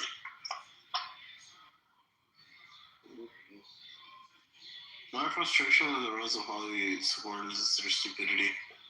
You're frustrated with these people? Yeah, because, like, I've never seen a aggressively dumber population in my entire life. I mean, Taco said they're coming from a place of revenge. They want revenge from Khomeini. Khomeini is dead. How are they going to take more revenge? Nothing. And I gave them a scenario today that if there are people that support IFGC, like verbally, are you going to, kill them or what? Or shut them out, shut them down because of, you believe in democracy. But I think these people are terrorists, man. They will end up killing the IFGC supporters. Oh yeah, no, they definitely will. They'll do that to get this up, especially the women and kids.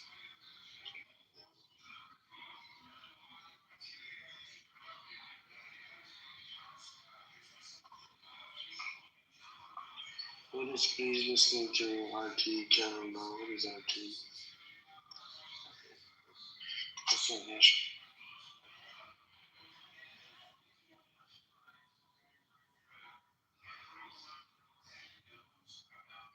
So apparently there's something going on with Kurdistan.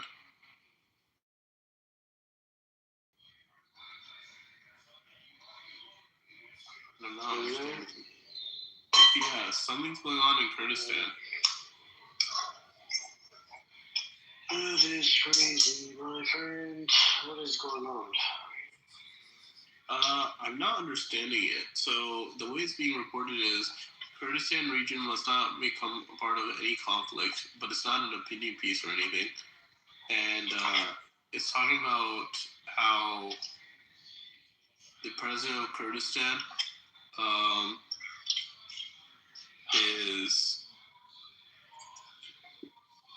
he's speaking against their involvement within this war, but also for it at the same time. It's a little confusing. Mm-hmm. Yeah. So, I don't know.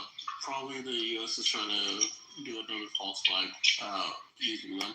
So, no, it's not confusing. So, Kurdish, they're training, I think it's the U.S.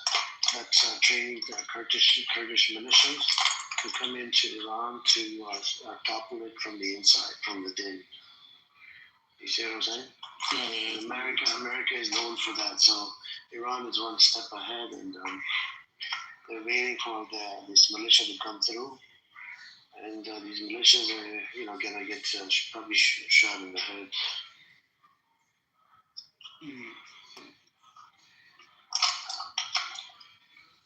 Yep. Yes, sir. Yes, sir. Because and regime change wasn't on the table, but all of a sudden, regime change, became part of the deal. Like I'm like, are you for real? And they're just idiots. How do you do regime change with Iran? It's tough. It's not easy. They want chaos. Anything they say is the opposite. Like when they say new world order, it's new world chaos. That's true.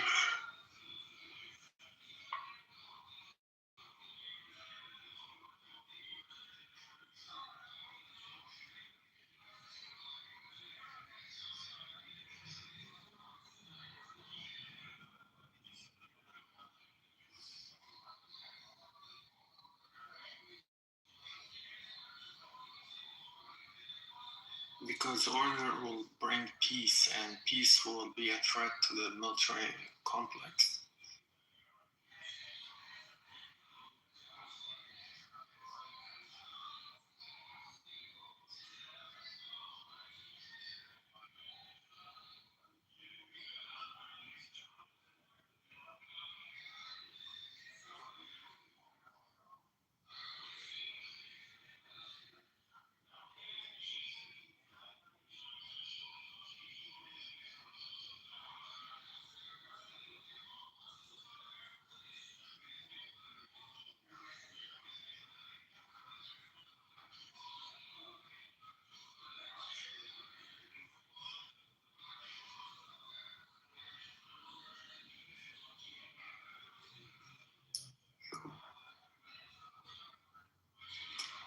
Sangam. Walaikum salam. Walaikum assalam. So yeah, I put the link in the chat if you guys want to read up on it. What has happened? This is like the 6th day of the war. The events that happened. Like today's wrapping up the 6th or starting the 6th day? It's already started 6. Okay, 6. Those interceptor missiles better run out, bro. Every single day I wake up, I'm like, all right, not summer left. I wonder if the Iranian missiles run out before those ballistic missiles. I mean, those different cells run They out. have sanctuary cities in Iran. I'm kidding, these are missile cities, right? So I'm just calling them sanctuary cities. Just to, funny. But no, I know, but to be honest, like this is what Iran already thought of. They kind of knew this, so that's their underground cities, though. I know the civilians are suffering, though. That is literally tragic. Alhamdulillah. People are dying, but for the sake of their goal, it's better than a lot of other countries, currently. Or it sucks, but I mean, because they can defend themselves from the ground. Because literally they have everything on top. So if they get destroyed on top, they can't defend themselves. But Iran kind of, find a loophole to that. It's unfortunate they're still, again, civilians outside. And the Kurds, that's another issue. Hopefully they don't get far.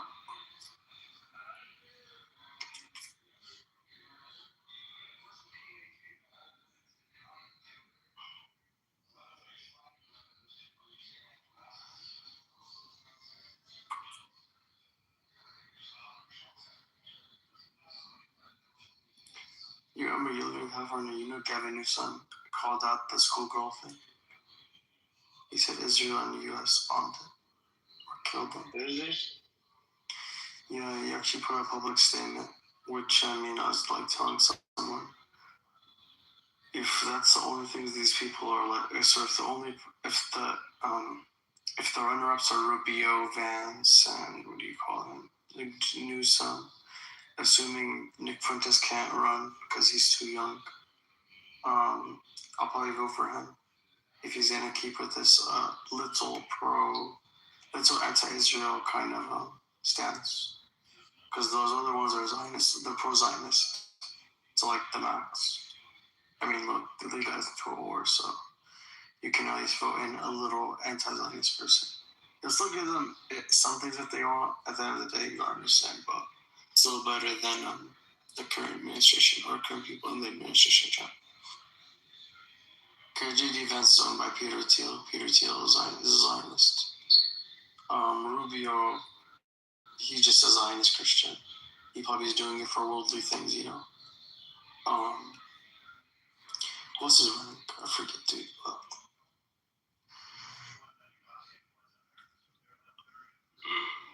I'll go a question to the panel. Has anyone actually claimed that strike on the school?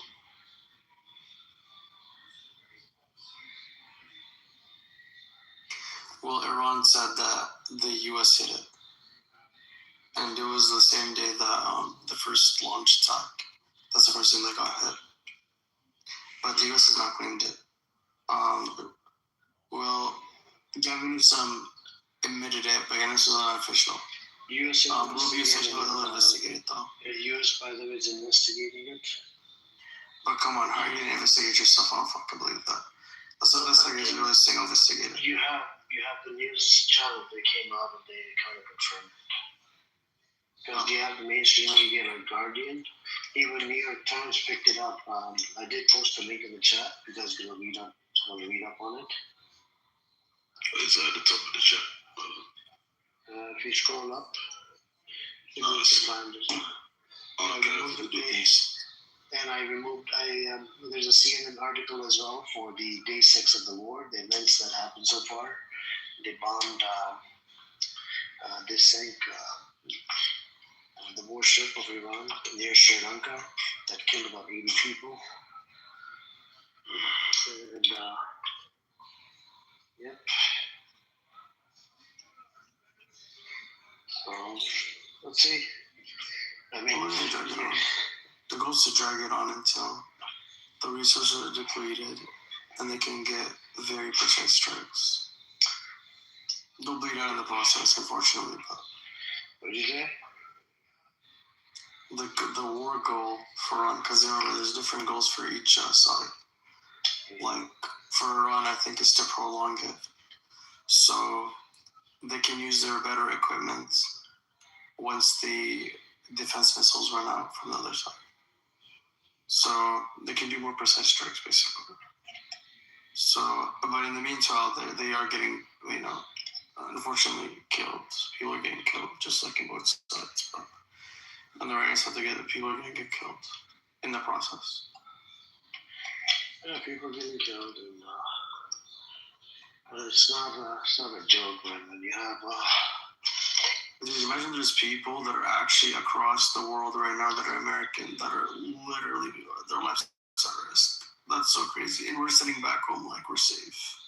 Because we are safe. I mean, they're not going to fucking kill us shit. Get the hell out of here. I'm pretty sure those missiles can't even reach us. They don't have that technology. Yeah, assalamu alaikum wa rahmatullahi wa barakatuh. It's like quite often they go to school. The first time and the last time, and we keep whinging all the time. And nothing gonna change because you change at the bus. Nobody held account against the attack in Iraq for no reason. They fabricate a reason, weapon of mass. And they didn't find it, and still you're giving Bush and the fun. Nobel in peace. But don't you see more of an actual improvement though with this? Let me finish what I want to say and I go. And if you want to talk after, up to you. You're sleeping, by the way. The way here, that we accepting things cannot happen. You think, Mr. M, that there is a war between Iran and who? And America? Who attack who? Who come to who? It's a hegemony. 1 second, Mr. M, don't answer me. Don't answer me. Answer yourself. No. Listen. You said against who? Look at anything. It's the American hegemony that wants to prevail over Israel. The U.S. part of our world and Israel, using Israel as a way to control the Middle East. Now, America. that's the first answer. Israel is working with America. They call each other allies because Israel can dominate the part of the world in the Middle East by being there and being used as almost like a military base. It's called the American empire system, whatever you call it. How are you? Hegemony. Okay, How well, are you with this situation? Hey, what's up, Jelly? How you doing today? Are you looking at the situation? Looks like you are a journalist, for example. Muhammad, I know you're a troll. No, you don't have to troll every No, the thing is, I kind of figured this out because he's just insulting me. Hold on a second. His position. Hold on a second. Hold on. Muhammad, do you look, Muhammad, I'm not gonna move you down. I'll remove you out of the room. Behave like a human being. Stop acting like an animal. You always do this. You always do that. I'm the most behaved person. Yeah, you always do that like a retard that you are. Bro, he's a Mossad agent. And stop me off the mic, bro. Look, you're a retard. You're a fucking retard, bitch. If I told you my opinion. Yeah, you're a retard. I don't want your opinion. Go shove that opinion up your asshole, bitch. Who's asshole here? You do this all the time. Every time you come in here, all you do is troll. Actually, you know what? Let me put you on a block list. Fuck you and fuck your mother. This language here. Fucking bitch. Brought it here. You, yeah? Say fly to the hallway. Get lost. Fucking idiot. Every time comes in here, it's all about the trolling. He used to troll in my rooms, but it was in Arabic. I never heard him speak English. It's so interesting. Dude, that's kind of crazy. No, dude, this is like what a little Mossad agent would do, though. They try to create chaos and havoc. Because the thing is, he didn't answer my question, or... Man, that's crazy. He wasn't looking for an answer. I know that. He would insult after you give him an answer, which was, it's not canon. Well, Egypt is not free, and he's from Egypt. okay. No, but you gotta understand his goal when he came in here, or at least the way he was doing. He would bring up a point, ask a question, but when when you get to the conversation of you have a discussion, he'll insult you. He'll never actually attack the argument. I don't think he's about freeze. I really think he's just trying to cause division. I've taken a look at the source. Obviously, the source just states what we know so far, that no one's claimed the attack, but the U.S. is investigating. I think Israel said they denied that they had any planes operating in the area. And so, for what we know now, I'm saying it could be an accidental strike from the U.S. Because if it was intentional, I'm pretty sure the U.S. would just say, yeah, we hit targets in that area. Either way, they still hit it, intentional or not.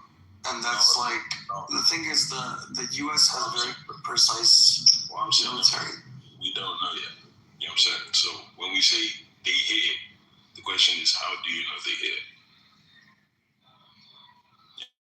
You're just assuming, effectively. Hello, Jeff. But given what you have, you can assume a safe bet. Now, What have we been giving? Stop everybody. Jeff. Listen, man, if I have to wait till the Zionists admit that they did stuff, you would never, ever get... No, you don't even... Do you think the slave master is ever going to admit slavery was wrong? And please allow other people to speak as well. I think the new people on the stage, Sas is here and Jillian is here. What do you want to say, Jillian? Hello, guys. Just, have you ever seen the U.S. actually admit they did something wrong until the damage is totally done? Have I ever seen them admit they done something wrong? Mm-hmm. I would say, yeah. When? I've been doing this for the last 44 years here, and still have not seen them admit until everything is done, and then they're like, oh, I'm sorry. And it's usually after the war when everything has already taken place. Oh, okay. So you're saying, when do they admit it? When they've done it? When the war is done and over and everything, the wreckage is there. Okay. Probably not, but I would say that's because it's very hard to do investigations during an active war. Well, it's really hard to investigate when you are the one who actually did the crime. In the Iraq War, they admitted it after they already invaded. What makes you sure they're not going to do the same thing? Your own history proves it. I'm not sure about anything, but that's the point. There's not enough evidence to be sure about anything. So either you're saying they did it or they didn't do it. Both sides. I'm not saying they didn't do it. I'm just saying we don't have enough evidence to say either way. Well, that's the confusing part. Those were the first attacks. That's literally the first things that they attacked when they started bombing everything. So wait, how do you know that they used to getting bombed? Where's your source? The U.S. is getting bombed. The ships are getting bombed. No, the U.S. is not getting bombed. The U.S. Did Iran claim that they hit the ships and airplanes to Iran? The U.S., the land, the soil is not getting bombed. Yeah, Emma, you have to tell me, what are you asking? What's my evidence of what's getting bombed? The U.S. Julian, there's multiple times where the U.S. acknowledged that did the attack on civilian structures. I can give you a list of it. In 2021, the Pentagon admitted a Kabul drone strike killed 10 civilians, even children, calling it a tragic mistake out of denial. Annual DoD reports since 2018 acknowledged hundreds of civilian deaths, 23 killed in 2020 across Iraq, Afghanistan, Somalia, Yemen, Nigeria, 120 in 2018, and retrospective admissions like 50 plus from 2017 to 2018 strikes. In 2016, the Obama administration disclosed 64 to 116 civilian deaths from 473 drone strikes outside war zones. But do they do it at the time of it's going on, or after the aftermath? So initially they denied it, and then they accepted it afterwards. Exactly. They denied it at first. No, I didn't do it. I'm sorry. I pointed the gun there and the bombs, but no, I didn't do it. And then it takes time, Jillian. It takes time for the U.S. to investigate these things because special thanks to Julian Assange who's starting it. Like Julian Assange is always genocide. It has to go to U.S. The soldiers on the field, on the ground, and then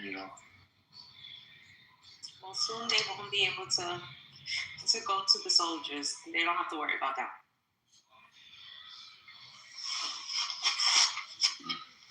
I just wanted to ask. I think in this room, most people are probably rooting for Iran. I don't have a dog in this fight, but I just want to know what you guys think about the Iran situation in the Gulf states. I know a lot of people obviously they don't like the idea of Israel and the US doing what they do. But what about the complicity of the Gulf states? How does that? I don't hear people mentioning Saudi Arabia. States made themselves vulnerable by taking US bases. Yeah, I'm an American, and I feel it's justified. If we're on American, when you're on those bases, you're basically on American soil. So if you can't reach me here in America itself, that's the closest thing I can do to retaliate is your American soil in these lands. And the embassies, which is American soil. So, Jillian, they have the capability to build ICBM. So the ICBM missiles are actually long range. It holds a lot of oil. It can reach out to US. Actually, I did see that recently, and I was talking to people about that. I was like, we can be touched. We totally can. But the lesser of the evils are to go to one side. Just there's a background noise on your microphone, bro. Yeah. Oh, okay. Yeah. The ICBM. I looked into it. They don't. According to what US knows, and according to the data, the ICBM. They can build it, right? They have the technology, and I think that's what America is scared of it as well. Actually, I saw a video of them posting it.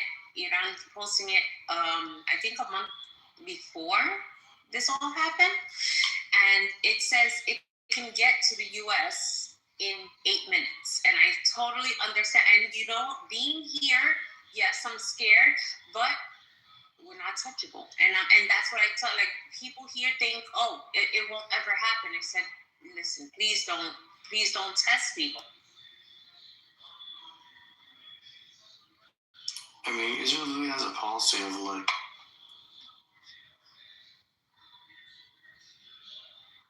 Yo, Amir was good. What's good? How you doing today? It's a long time no talk. How you been? You still alive? I mean, I'm here, right? What you been up to, man? Chilling, my brother. I'm chilling. Of course, you up 3 in the morning. I'm in Los Angeles. I'm glad I'm not up alone at 3 in the morning. No doubt. You up at like what? 1 in the morning, almost 2. Almost 1. You're saying about the doctor, how it can reach to us. Israel has a policy called the Samsung option, where they say if it's the last resort for them living, they're gonna blow the whole world. Yeah, with their nuclear weapons. Those are warheads. So who's really the big threat? The person that says, "Hey, if I go down, everyone else goes down," or who said that? Samsung doctrine? I'll put in the chat. Is an option? Option. Yeah, kill the enemy and kill your own. Yes, kill everybody. If I'm going to go down, we're all going down. That's what that basically says.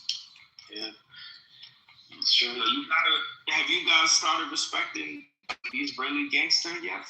No. Yeah, I was started. What do you mean respect the colonizer? Would you respect the slave owner? Perhaps. You're black. Come on, have some sympathy for your kind. Don't be dumb. No doubt. So you trying to? No, I just put it straight up in your face. I'm like, yo, if you're gonna actually let me call you out. No, feel free to call me out.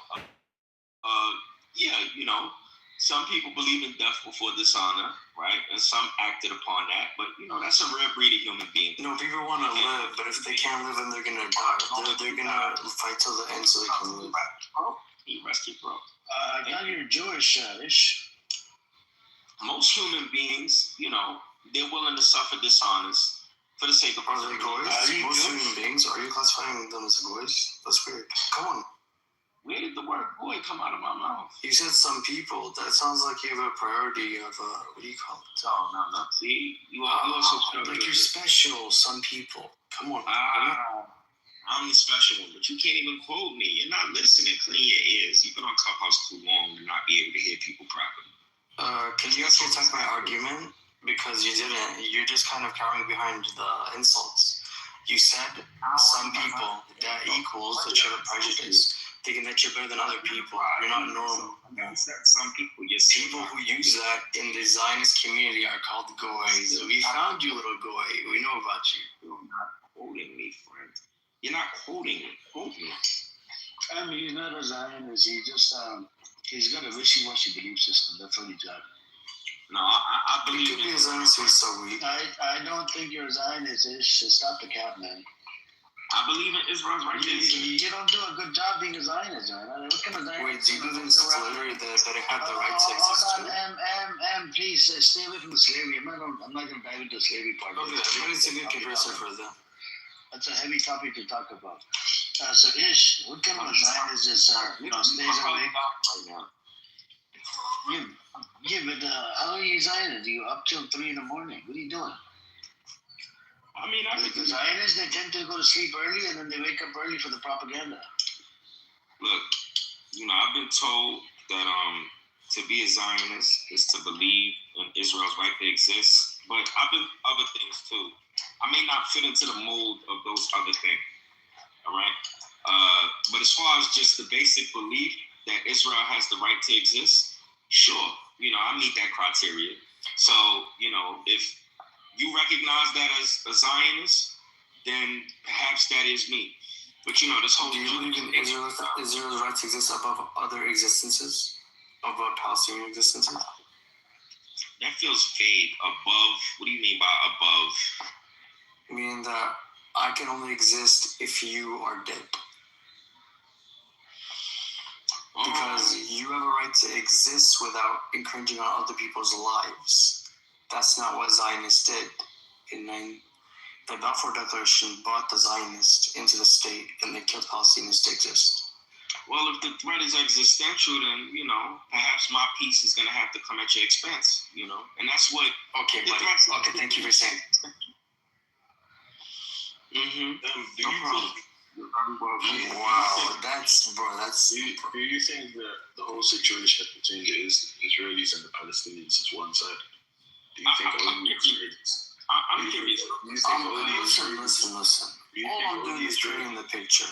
If I'm exposing some kind of agenda that you're against, you want to push pro-Israel propaganda, you're my guest, but you can't be my arguments, dude. I feel bad for you. Do you think only Israelis killed Arabs? I think when the Israelis came into Palestine after the Balfour Declaration, they had no intention of ever letting that land be a peaceful land, and they want to take it at whatever cost. My question was... I'm not going to answer your question. They were not called Israelis by the end. Was it only Israelis or Jews that were killing Arabs at that time? That's my question. So actually Israelis killed Palestinian Arabs, and they were not Israelis, bro. They were Jews, and come on. Israel didn't exist until 1948. There was Arab revolt that happened in the 1930s. It happened from 1936 to 1939, and then British all of a sudden decided no more Jewish state, no more migration of the Jews, and no more buying up the land. And then you had the Jewish militias approaching Hitler. They even did a whole bunch of terrorist attacks against the British mandate. And, they killed they assassinated a whole bunch of leaders of the British mandate as well. And then, you had the partition plan in 1947, which was offered. Jews accepted because they got a bigger piece of the pie. The Arabs denied it, saying that, it was unfair, and they got a smaller piece of the pie. And right after that, you had you had the Jewish militias started ethnically cleansing Palestinian villages. You see what I'm saying? And then it turned into full-blown war in 1948. They called it Israel. First, they called it Israel after ethnically cleansing Palestinian villages. You had the neighboring countries that came inside to help their brothers out because, the Palestinians just lost their property, homes, and whatnot to these Jews. And they came in to help. A lot of people weren't prepared. They didn't have the proper uniform, no proper equipment, no proper weaponry. They fought the war, and they lost. By the end of 1948, you had the UN media to come around. His name was Bernard. He tried to mediate the situation, wrote a bunch of reports with the Arabs and the Jews, and he gets assassinated by the Jewish militia because he did not want to give the Jews the Jerusalem. Okay. So what about the parts about that? What did the Arabs do? What did the Arabs do? So there was a UN partition plan, 1948. It was issued a right of return, which hasn't been respected by Israel since 1948. And you had UN established UNRWA. So Egypt captured Gaza, 1948, after the so-called war, and Jordan captured the West Bank in 1948. So you have a lot of people moved to Gaza, a lot of people moved to the West Bank, and it turned into, and since 1948, they have the UN resolution that says right of return, And there were some Palestinians, they stayed inside Israel. They thought that they're not going to be able to come back. They stayed inside Israel since 1948 up to 1966. The Palestinians, they stayed inside Israel. They were under heavy military rule. All their movements was controlled by Israel. They could not move without being tracked, without being, followed around. And they even got kicked out of their villages. They were... circumstances, considered, right? The Israelis did this reasonably so, Palestinians are essentially a threat to the national security that they're trying to establish. And they have their own legitimate reasons to be a threat. right? People understand their moral grievance. But, if I'm trying to create a homeland for myself, perhaps at your expense, right? War happened, you suffered casualties, okay? These animosities can be passed down throughout the generations. Without a 1948, you don't get a Yaya Sinwar. Do you think the Muslims has the right to exist? Maybe it's not even just 1948. If you go to 1929, I'm looking up now. There's something called Makando. Yes, I was talking. Makando. Do you think Muslims has the right to exist? Rest your throat. But rest it. No, I'm not going to rest it. It's a very simple question. I know. It's a simple question. Do you think Muslims or Arabs has the right to exist? If I'm allowed to make it. So much. Just to say yes or no. If you really care to get your question answered. You're just a gaslighter. You're right. So yeah. I know. And thank you for admitting that. No problem. Pleasure was all mine. In any case, yes, the Israelis, they were within their reason to do what they did. You could debate the morality of it and all that. No, but the big question, I think I asked you this question. Does Israel have a right to exist by ethnically cleansing Palestinians? Do they have a right to exist by... Not the people. People exist. People have the right to exist. I'm talking about the entity, the country. Does it have a right to exist by ethnically cleansing Palestinians? According to international law, I guess ethnic cleansing is illegal, right? There we go. But a law is relevant. So what's your answer? No, right? It's gotta be no, right? No. It's not that simple. It's not as simple as... Well, what kind of Zionist says it's not simple, bro? Seriously? I mean, it's okay. Let me make it as simple. Does Nazi Germany have a right to exist? How about you not interrupt me though? Can I finish the first question? You said go ahead. What you want to write about? A law is only as relevant as the consequences that follow the violation of that law. We're talking about the entity we're not talking about the people. I'm not talking about genociding people. I'm talking about the entity, the country called... I heard your question. You asked about ethnic cleansing and whether they have the right to exist by way of that activity. And I'm telling you that activity, according to international law, is apparently illegal, right? But the point that I was trying to get at is that no one seems to enforce international law, okay? It seems to be a policy that applies to some and not others. Plain and simple, cut and dry.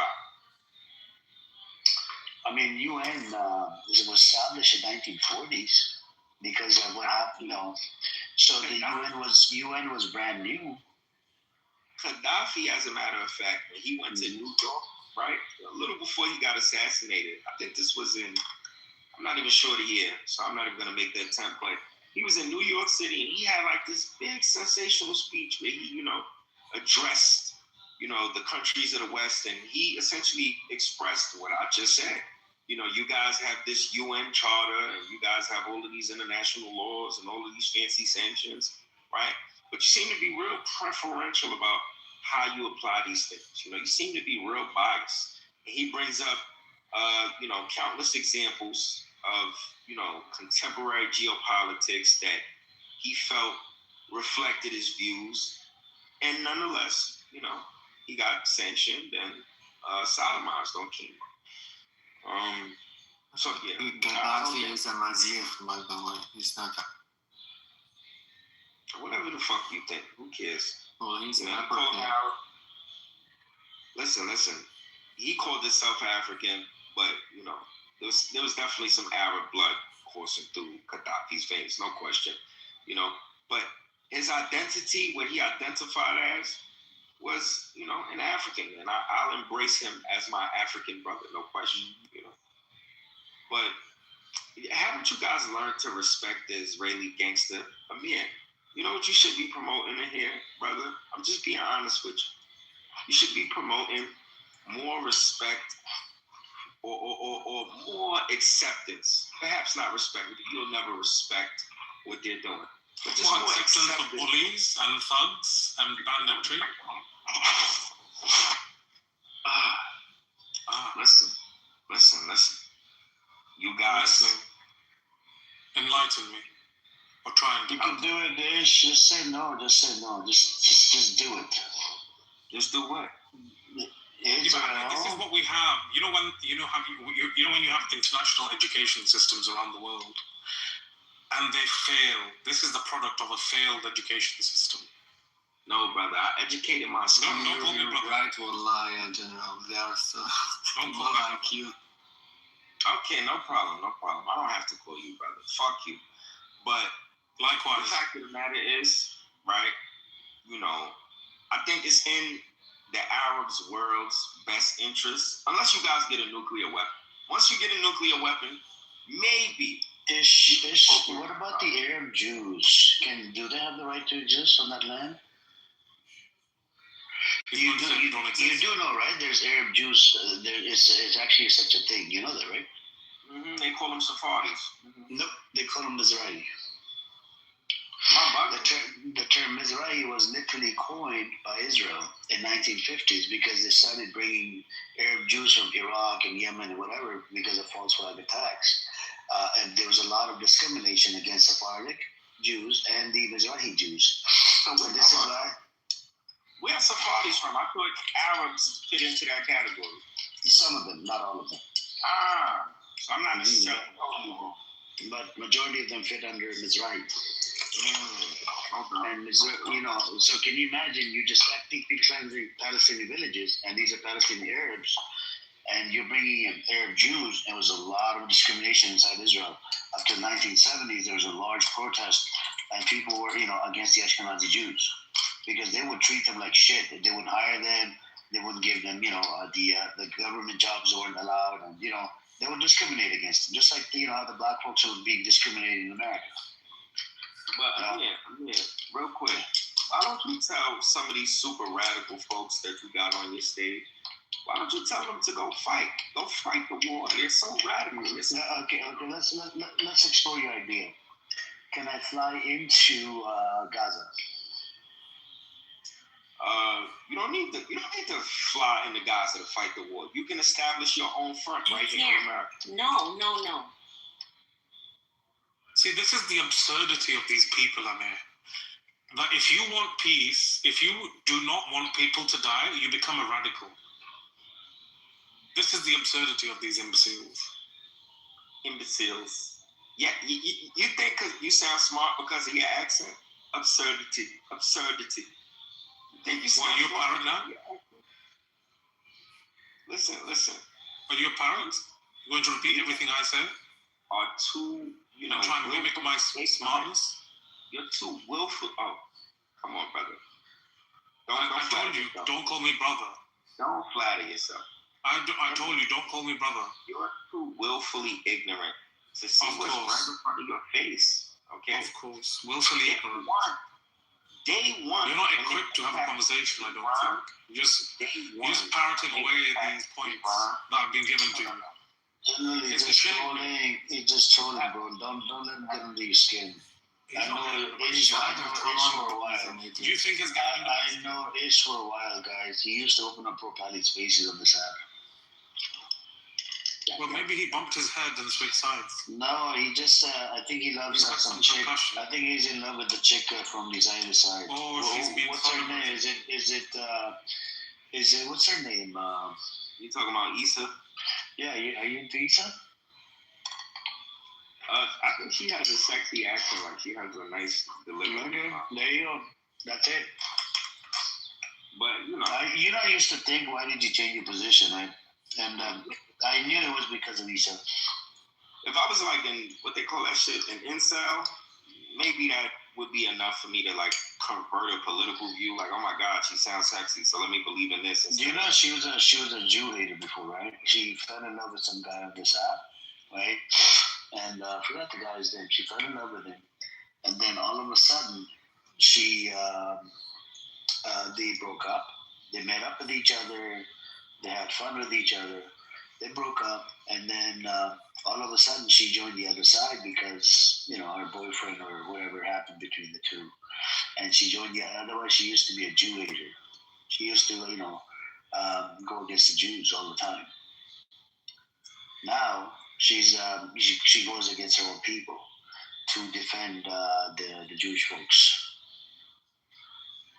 It's to get back at her ex-boyfriend.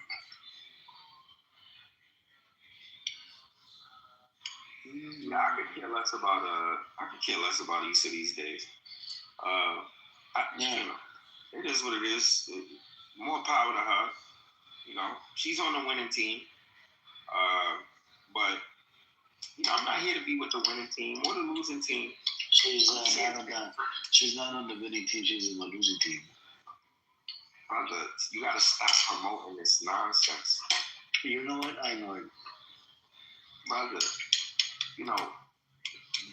victimhood doesn't win wars. You don't win a war. Do you know what happened?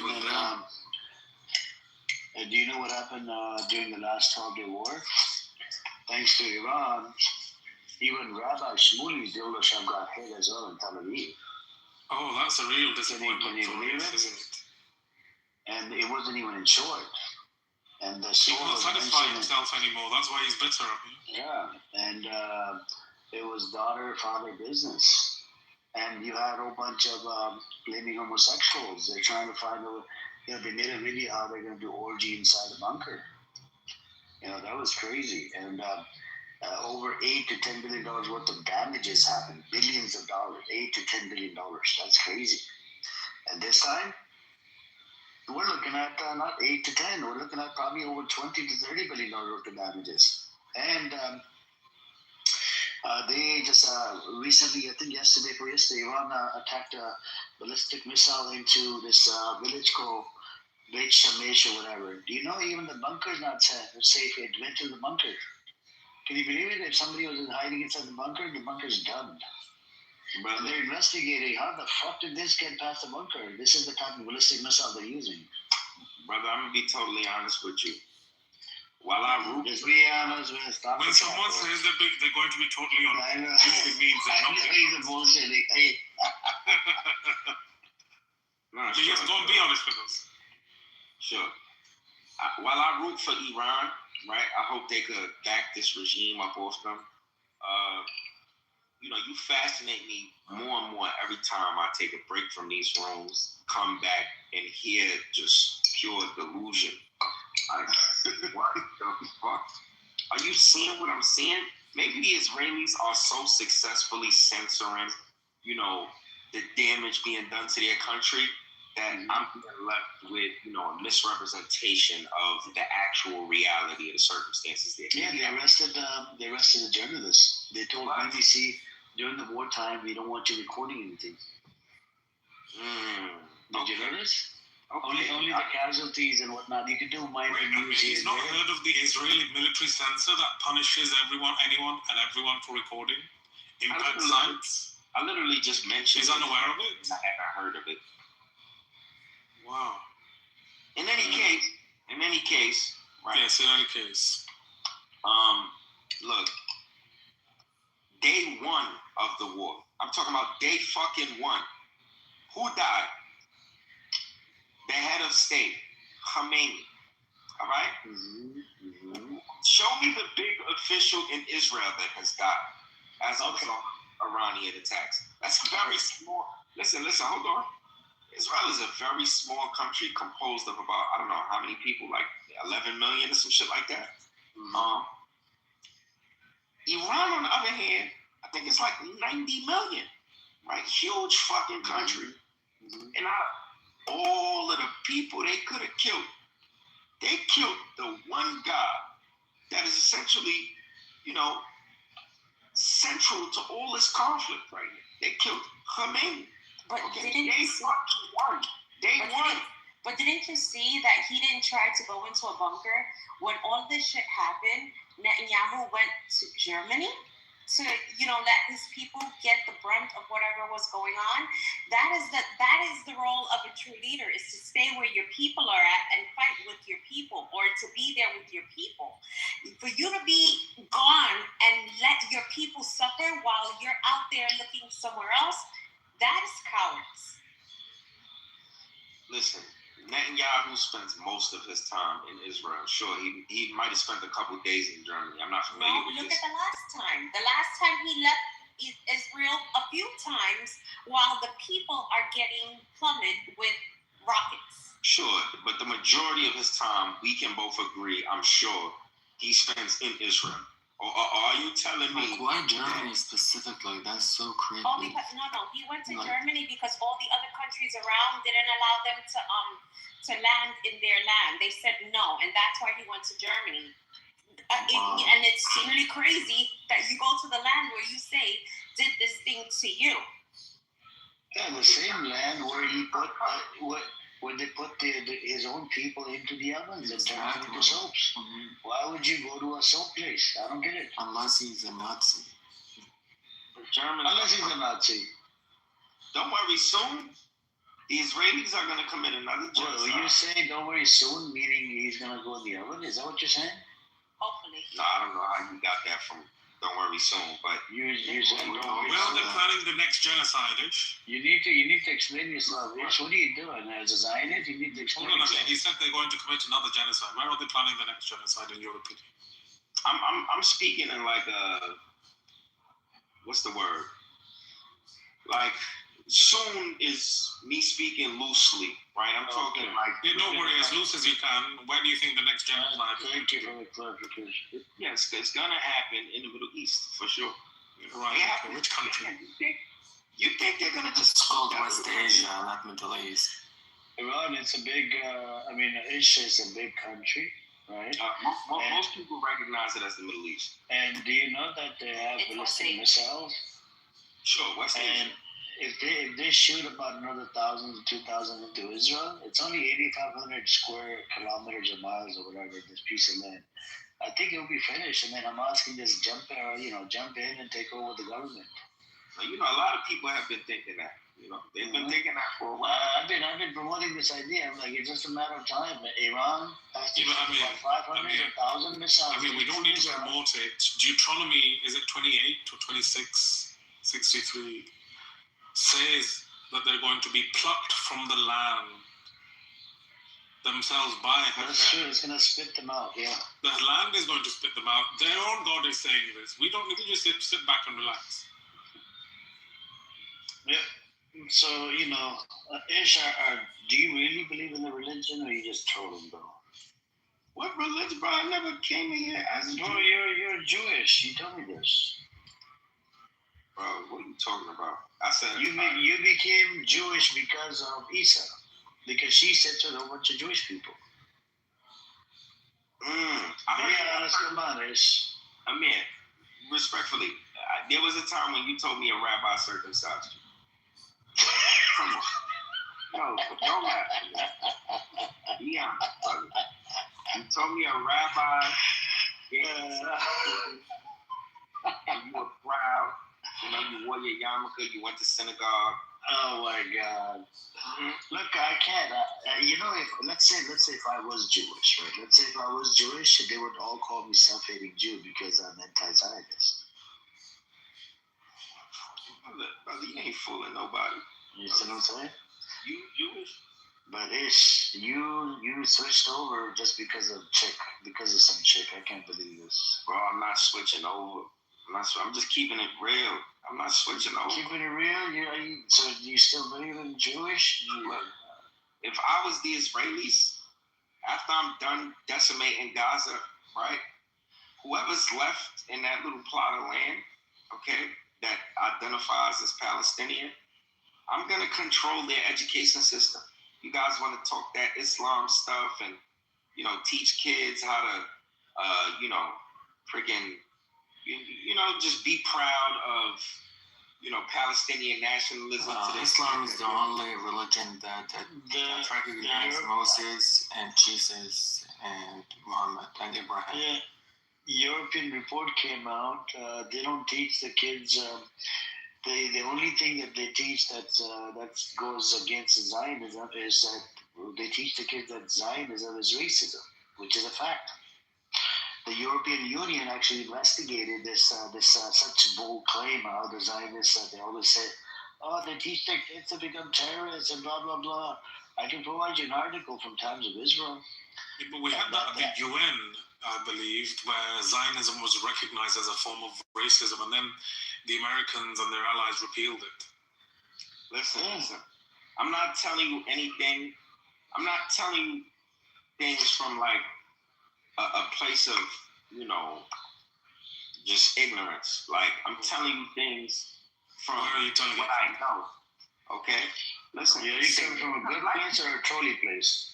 Look, they did it to black people, right? They said, before we brought you guys to the Americas, this is what they told black people. You guys were savages swinging from vines in Africa. Okay, we brought you here and we civilized you. Okay, the white man, which is essentially, the architects of the present-day state of Israel, they were all a bunch of white people from Europe. Why are you using Arabic numbers, McDonald? Anyway, they're going to take that same blueprint and apply it to the Palestinians. The Arabic numbers made you civilized. They deliberately need to lie, okay? Because at the end of the day, they need to, change the ancestral memory of the Palestinians. Yeah, but see, this is the very problem with your delusion. That you call yourselves civilized people. You're the most barbaric on this planet. And every confession or every accusation is a confession with you people. So when you point fingers, you point that finger from a very fragile glass house. Clarify. Look at your history. Look at Western history. You call yourselves history, and so you call yourselves civilized. You have a Western accent. You're talking about your history. Because I don't claim it. I criticize it. Don't matter, nigga. Like why? If we Arabs are not civilized, why did you say numbers?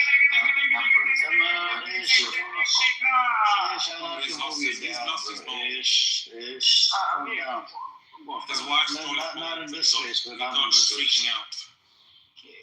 Come on, I'm a black man. Fuck on. Oh my God. Where did you find this roller? So Ish used to host rooms here, Propelli rooms. He did it, I think, for a couple months or whatever. And then all of a sudden, right, he started chilling with a bunch of Zionist scumbags. And I don't know what got into him. I think he fell in love with Esau. But I'm going to be honest, though. This story... It may not have been love. Listen, the Palestinian story is cool. It's fire. I'm not taking that. I'm sure they appreciate that you said. Right now, it's not really the sexiest part of their history. Bro, what are you? No, I'm just being real. Did you smoke something before you came in here?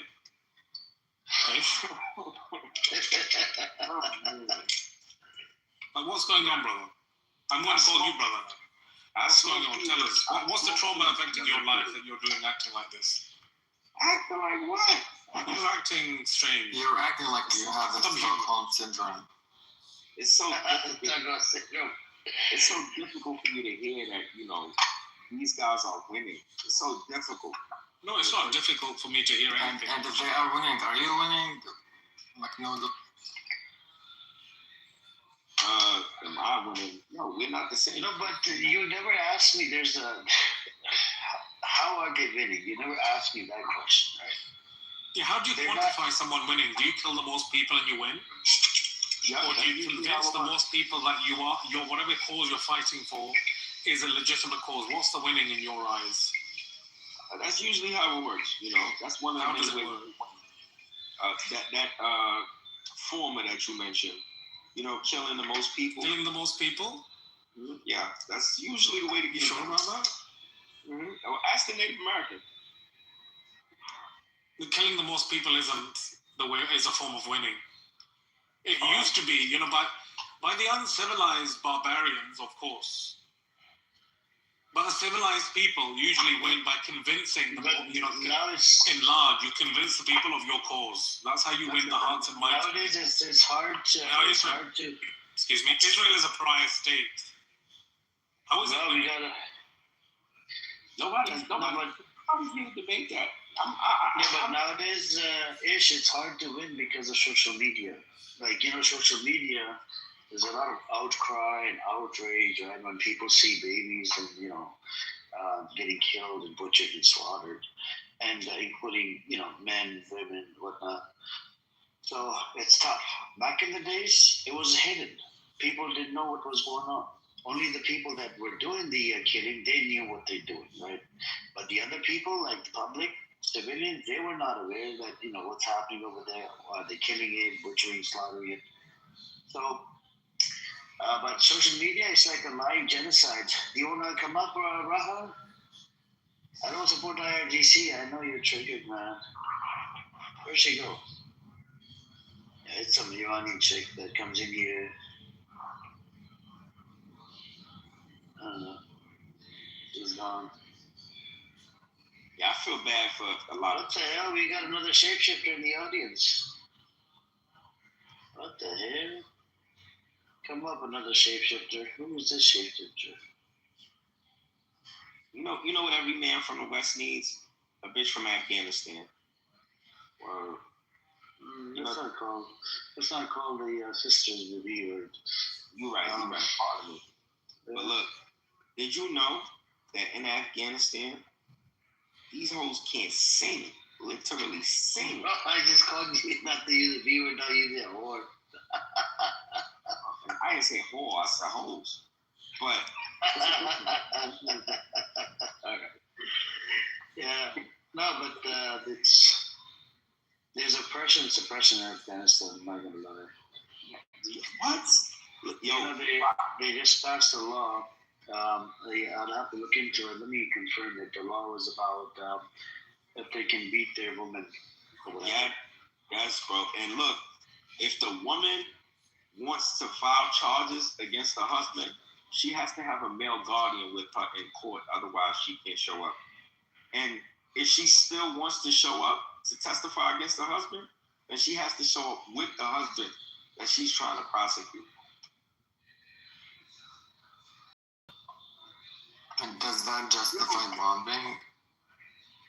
Does that justify what? Like bombing? Each his own, I think they need to be a little civilized. I ain't gonna lie. That shit there, and they hella gay in Afghanistan. All that bachabazi shit. How do you know about bachabazi? Come on, brother. Who told you? Was it Isa? Come on, I watched it. I'm gonna bring her up every time now because you became giving me a little bit of Zionist vibes. I don't know what happened to you. Bro, I'm telling you, I rock with my Palestinian folks. I know niggas in where I'm from that is connected. They connected to the PLO, no bullshit. I know a couple Palestinians out here. I know. At the end of the day, if I was in front of them, I'd tell them the same thing. They probably wouldn't want to hear it, but it's yo, bro, I'm gonna come clean. It don't look good for y'all, bro. Where your Iron Dome? Where your F-35 jet? Hey, what's up, Domi? How you doing today? Yeah, Domi, Ish. I came across him a long time ago. He's a good brother. He used to open up some Bro Patty spaces a long time ago. But then all of a sudden he started loving some head injury, maybe. He started loving some chick from the Zionist Jewish side, and he's like, I'm gonna test out the other side now. I mean, I don't think it was love. They clearly have something on him. Ish, are you on the Epstein files at all? Did you partake in those activities? Those disgusting, uncivilized, barbaric activities? Come on, man. Epstein was alive? Well, no, that's not true. Do you think Charlie Kirk was done by Israel-ish? I can't confirm or deny that. I don't know. Yeah. Are you scarred? How you doing there, Domi? You good? I'm good, Amir. How are you? I'm doing good. You're Muslim, right, Domi? No. Okay, thought you were Muslim. Okay. This chick is a descendant of colonizers. Not everyone's a Muslim, man. No, I'm just trying to remember when did we follow each other first? I think this was a long time ago, right? Don't we? Yeah, I've been in your spaces since like day one. Oh yeah, a long time ago. But didn't you used to come on with that other sister in that room with the replays on? What's the room? RPO? The research purposes or something? Yeah. I go in there. I got into notification or something. No. I can go in there. Yeah, a lot of good topics in there, you know. Yeah, we like to troll, particularly the men on this app, men like Matt, like tease people in Afghanistan for being gay when Mac is queer himself. Amir, I just want to say, while Dami is perhaps a pleasant person, usually when we get into intellectual discussions, our points are built on such fragile foundation that she has to hyper control the conversation whenever we engage, on behalf of the fact that she's just trying to hide the weakness of her point. She doesn't want it to be dissected. So I'm actually glad that we're in a space like this, because if she exposes her stupidity on the stage, I'm going to be merciless. I'm just forewarning. All right? It's just I'm going to be merciless. What's the you should be merciful to yourself. That you're just slaughtering yourself by sharing your opinions. But you're not really torn down anyone else's opinion. General, I'll be honest. You're exposing yourself. You guys, some of you guys. Right. Yes, you guys. Some of you pro-Palestinian. You like, it's like two sides of the same coin. It's like Israelis, pro-Palis, same shit. You come into pro-Israeli rooms. See his truth come out. Look, you come into pro-Israeli rooms, they're fucking delusional echo chambers, right? And you come into some pro-Pali rooms, you get the same shit. Oh my God, you don't agree with our side, you don't agree with every point you make, you're fucking pro-Israeli or you're anti-Semite. Just come on. Did I ever say you're pro-Israeli or anti-Semite? No, but let him keep revealing himself. Before you come into these rooms to have a conversation with anyone, pull back on the smoking a little, honestly. Gentlemen, really pull back. You very strongly implied that I'm a supporter of the Zionist regime. You may not have used it exactly. Weren't you saying I might have hit my head, in support of what Amir was saying? Like, come on. Why are we playing? I didn't say you are a Zionist or you've switched sides. I said that you may have hit your head. Yeah, and then you were going across to say, "Don't call me your brother," and then proceeded to call me brother later. Why did you feel the need to say that? Don't call me your brother. Yeah, if you didn't understand the sarcasm and the underlying tone of sarcasm, you really need to pull back on the smoking. Brother, now you talking about sarcasm. No, you meant that shit. Don't call me your brother. Yeah, when I mean no, I was using the sarcasm was when I called you brother. I totally stand by when I said don't call me brother. That wasn't sarcasm. All right, why do you feel that way? I'm just curious. Because I don't understand you yet. I want to understand your opinions, what side you're on. If you're supporting a Nazi regime, then why would I want to call you brother? We have to share opinions, right? We have to share humanity for me to call you brother. If I don't agree with you and your outlook in life, I would not want to call you my brother. Can I be honest? Makes sense. Of course. You don't understand my opinions. Be honest. Go on. Be honest with us. No problem. You don't understand my opinions because you're challenged mentally. We're challenged mentally, okay. You're challenged. We've only had the conversation for 5-10 minutes and you're already making assessments. Wow. This is why you should really pull back on that smoking. Really. I would implore you actually. Cut that shit down. No, but please, identify the stupid points that I've made. Please. I beg. I didn't say you were stupid at this moment, did I? No. You didn't say I was stupid. But you made it seem as though I've said something that perhaps... See, you're assuming assumptions. This is where you go into a delusion where you start, it's like schizophrenia, isn't it? You start thinking what other people think of you, and you start creating this complex when no one's actually said anything. Bro, you're an anti. Brother, pull back on this smoking, honestly, really. You're an anti-Western Westerner. I'm not anti-Western. I'm critical of policies, of certain policies, but that doesn't have to, it's not limited to the West. I can be critical of the Chinese committing crimes. Does that make me anti-China? No. I'm anti that act. No. You should be, in democracies, you should be able to criticize and be critical of issues that you have. For example, when the West went and bombed and obliterated 1 million people in Iraq, in a democracy, we're critical of that because it's unjust. Mm-hmm. But if you're going to state that you agree with that or just completely nod along to Western policy, then you're the issue here in a democracy because you don't know from right and wrong. General, please. Yes, brother. Be yourself. And to your shit, But respectfully, Respectfully, of course. I am being myself. I'm critical of everything I see. If I see injustice, I'm critical of it. You don't have freedom of speech. No matter who does it.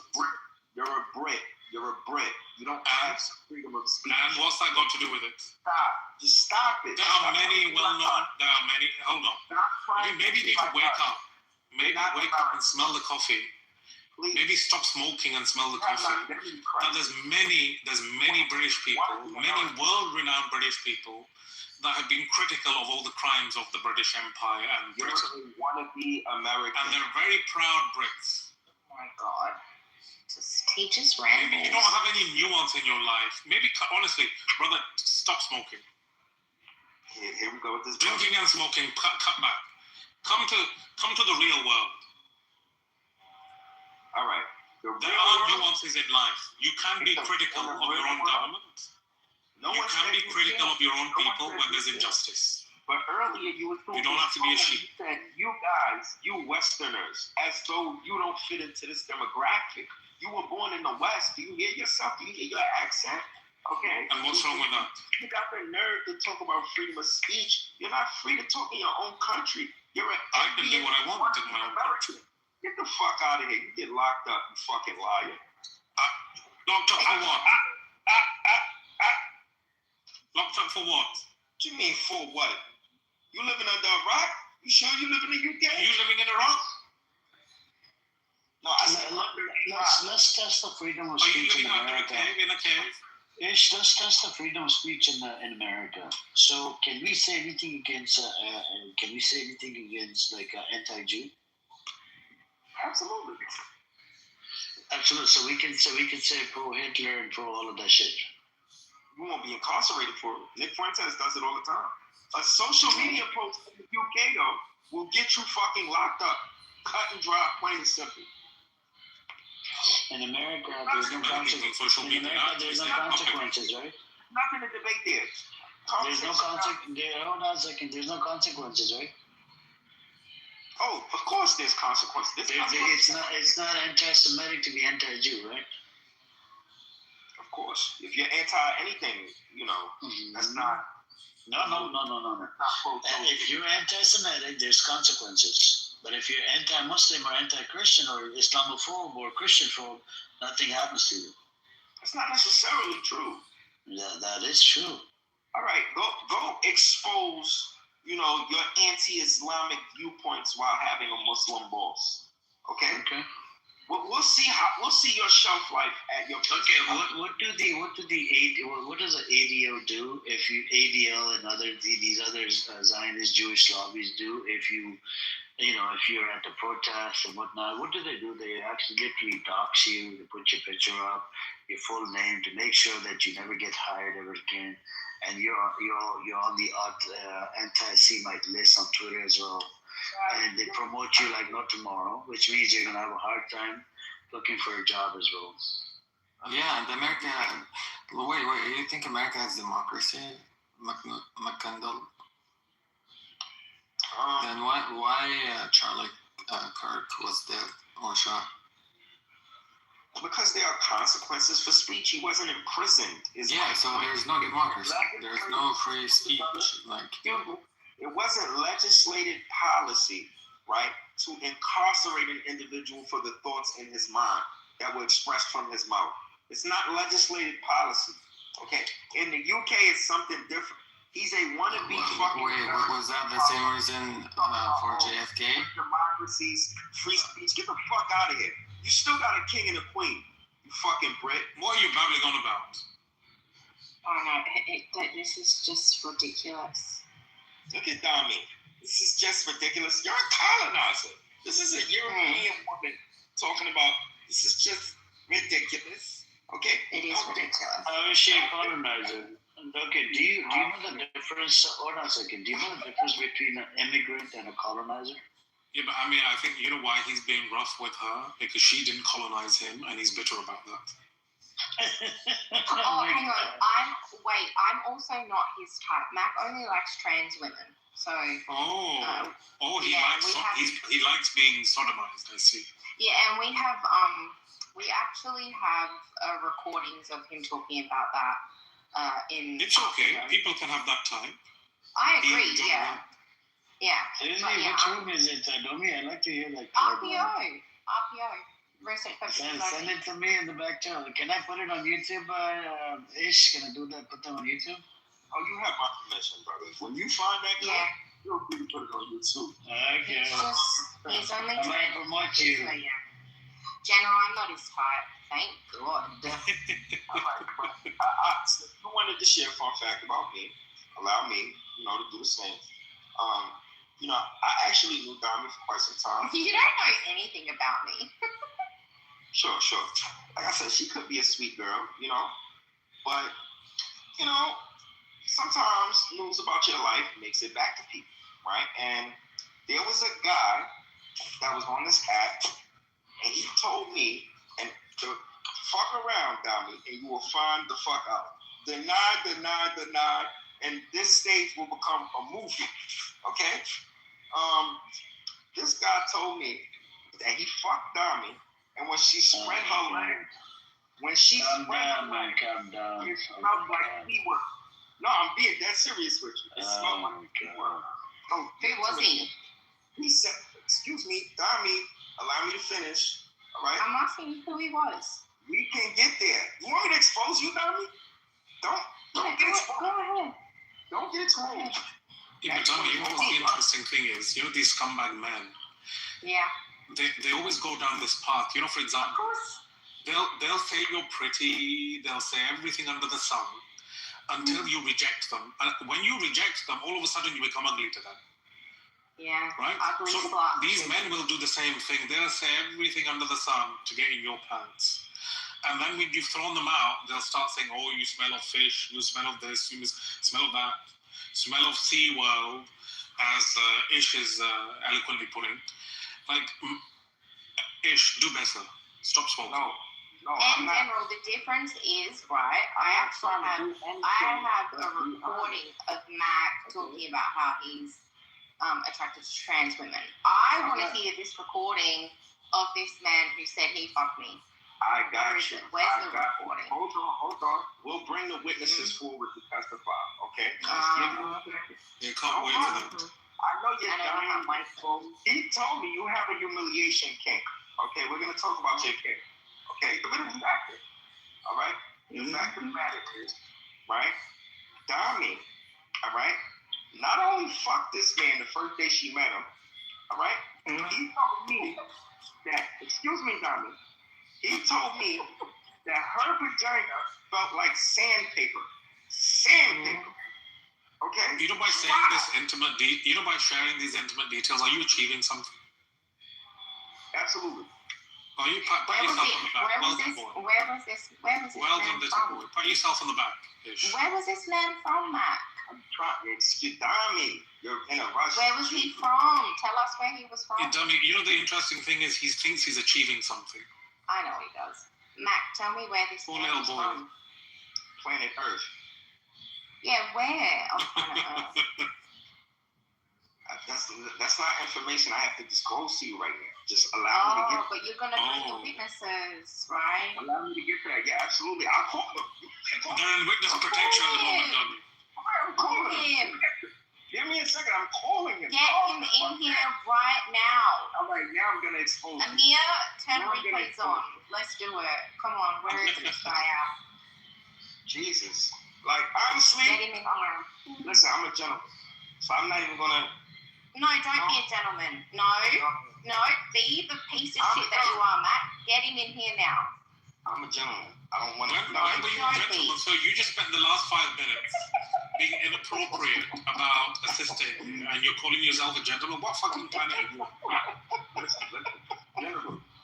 You should be. You can't even be consistent. You're so out of Such touch. a loser. You should stop calling yourself that. Calling yourself a gentleman, and then you spent 10 minutes, 5-10 minutes speaking about the intimate Talking about moments my of someone. vagina. Yeah. Okay, well, you're such a gentleman. Have some respect. Get that man Listen. and get him in here right now. He wanted to share what she Get thought him was in here. a fact about me, Get right? him That I'm in here. attracted to trans women. So I Get felt that I should share what I thought was a here. fact about her. Okay? Get him I in know here. for a fact that if she spread her legs, the flies in her house would start dying. They'd start dropping. Okay? Because So this there is woman- no man. So you made it up because you're a loser. internally, this woman is rotten. Okay? She likes Calm down. There's certain person attacks and don't be, man. She didn't do anything to you. No. She has the evidence. She's got evidence. That's right. Her rooms are full of replays, right? My rooms are not, because I have Palestinians that come into the room. Because of safety and security for them, I don't turn the replays on. Amir. You gotta do me a favor and be fair, my brother. Be fair. You know, when this I don't know, when this creature suggests that, I'm attracted to. Her name is Domi, man. Come on. No. But we have to be honest here. She's insulting my identity, okay? I identify as a man. That means I fuck natural born pussy. No, I know, but you must have said it in one of the rooms. You identify as a man? Yes. Are you sure? Now, with that said, right? When she tries to suggest that I sleep with trans women, right? I think you're attractive.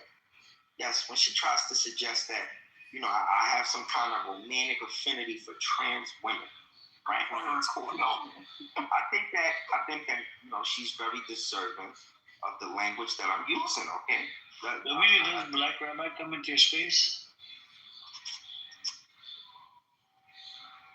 No. No, he doesn't. No. Okay, otherwise I was going to give you some content on him. Black Rabbi? Yeah. Well, apparently, there's a video that came out. He stole Ariel's wallet, and Ariel chased after him.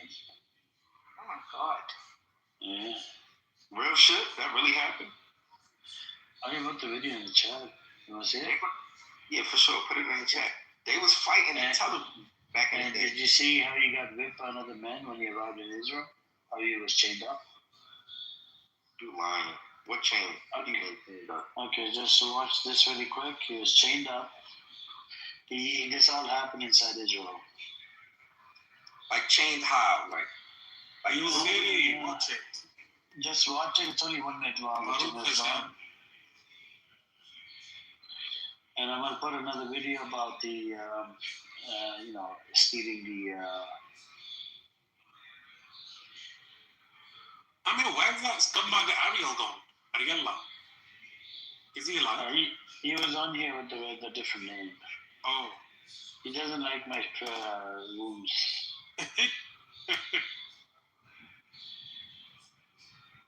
Alright, here you go. I put the link about Black Rabbi stealing the wallet of Ariel.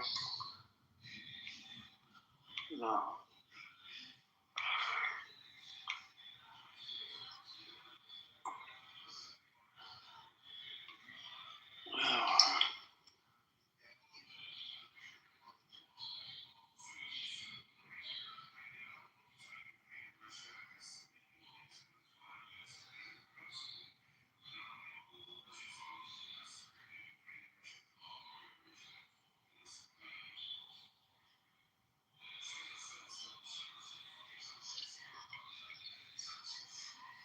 Yeah. So do you see it, Ish? You got him stealing the, and then he's chained up and gets whipped by another man while he's inside Israel. Oh my God. So if he comes into your spirit, just ask him what's going on. I think it'll get your room going. You know, you don't have to. You won't have to do much talking. Yeah, he never comes in. Although RPO don't talk about religion. I know you can tell him not to talk about religion, but he can talk about the politics. Okay. Yeah, but he just makes up a lot of bullshit. You know. Yeah. Shit they got going on in there, man. Did you see it? Yeah, this nigga out here and his chains and shit. Yeah, I'm definitely gonna ask him about that. I don't even be on the app enough to probably run into him for real, because I don't know what his schedule like. But if I do see him, I'm definitely not forgetting that one. Like, nigga, they had you on your knees. You a grown ass man. Why you on your knees? Same with chains on, bent over. What you was about to do?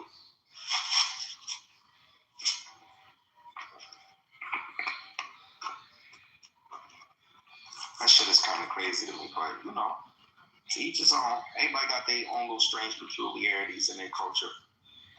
And we don't have that. I wonder if he gonna let a rabbi circumcise him. Maybe you get it for free since you converted to Judaism. Man, his hairline is all fucked up. Like, nigga, you forgot where you came from. You was a black man. We got some of the sharpest hairlines on the planet. Hairline what? What are you talking about? You don't see the fucking... He got like the two chops on the side of his head. Like, he fucking... Like, he went... Like, he He's been through something, Ish. He's been through something. Be light on him. He suffered a lot, clearly. That's why it explains his... Ish, have you seen Norm, standing next to Epstein? He's been defending Epstein for the past week and a half. Can you post that image again? Sure. Yo, they do look exactly the same. Honestly, you know what? When you look at that picture, you don't know who's who.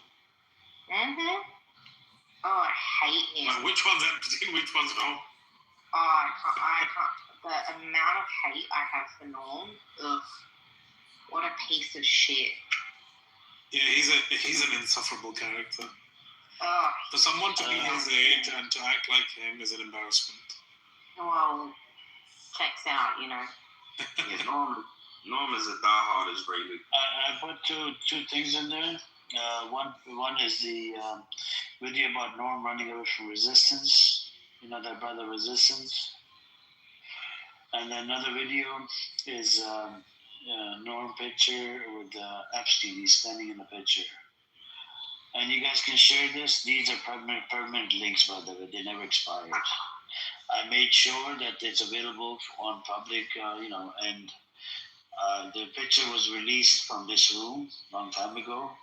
And now it's in freaking every room out there. Every time he shows up, they'll put a picture up on his PTR, on the PTR. Just to trigger him, you know.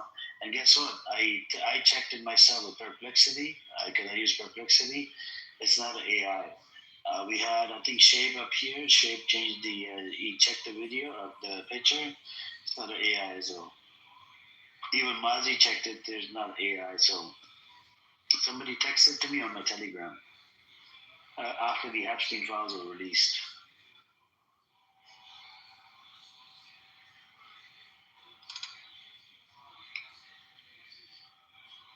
That's a damn shame. You see the picture? You can download it.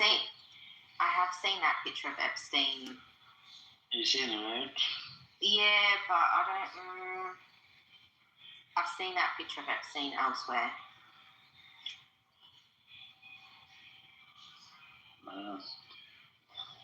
But I said it's real, so that's what I'm going based off. It's not a fake picture.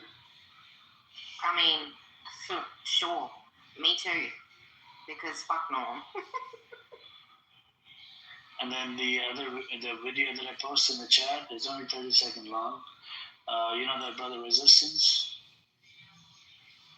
I do. I know him. That brother is very passionate, and they were gonna meet up because of my room.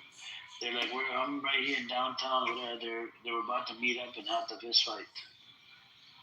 I'm almost a bitch. But Norm, what he did, he called the cops. Of course he did. Right. I'm almost a bitch. He can't handle his own problems. That shit easy on the internet. Talk that stupid shit. Running to him in person. What? Slap that nigga like ass at a strip club. He out here shaking. Catching seizures. You know, it's easy to talk all that tough IDF stuff on the internet. Try being, you know, a man in person. Whole different ballgame. When you know somebody standing right across from you and they willing to do something to you. But yeah, that's no surprise to me. Fuck is no I'm gonna do. He probably was thinking like, oh, this kid's not gonna meet me.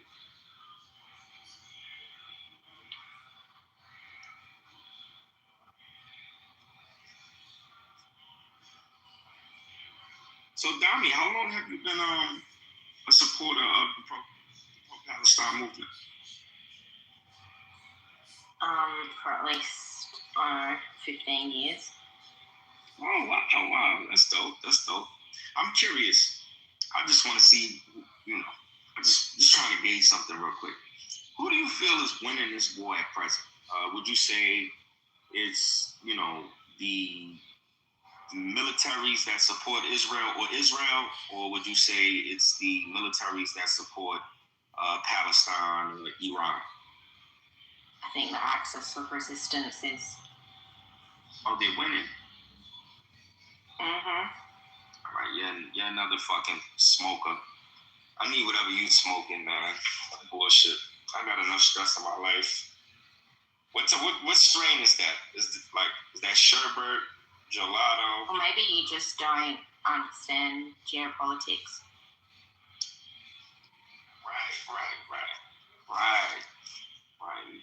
Then again, you did say maybe. I gotta give you your credit. But did you see him defending Epstein, by the way, Norm? No, I didn't. I didn't see him defend. I'll put the link. No, I mean, he said he did it in my room. I'll put the link in the chat. There's a clip. You guys can listen to it if you have time. Yeah, I will. Right here. I'll be honest, Epstein is kind of dumb.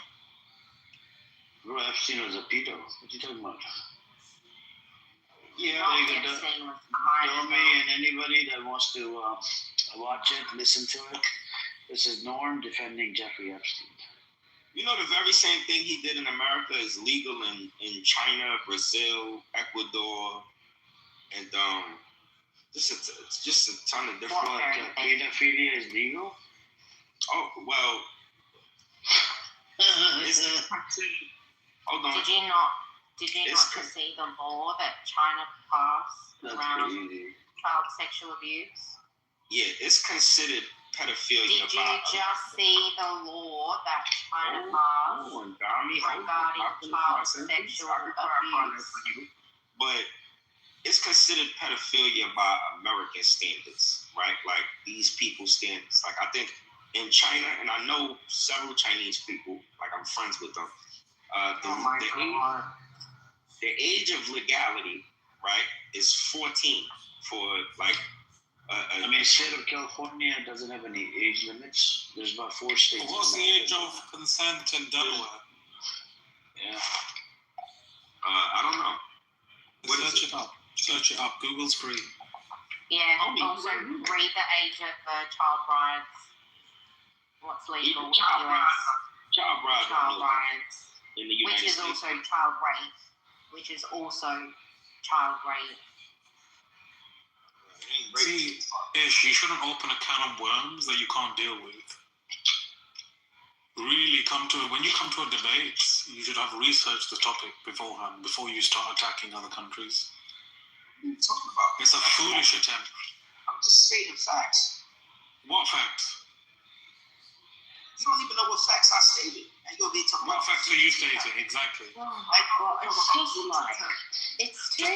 Just because you believe something doesn't make it a fact. So you said This is what Ish said. He said that something that's legal in other places, it's not legal in America. But the question rises is that is pedophilia legal? I mean, it's pedophilia by American standards, is what I just said, right? Like if he went to Brazil, he could have got with like a 14-year-old, and it'd have been perfect. You could do that in the United States, you idiot. No, but hang on a second. Is child trafficking trafficking allowed though? I mean, because he did child trafficking, by the way. That's illegal in every country out there. Listen, do you also know how children's rights work? When you say, oh, it's just like an American classification. No, it's not.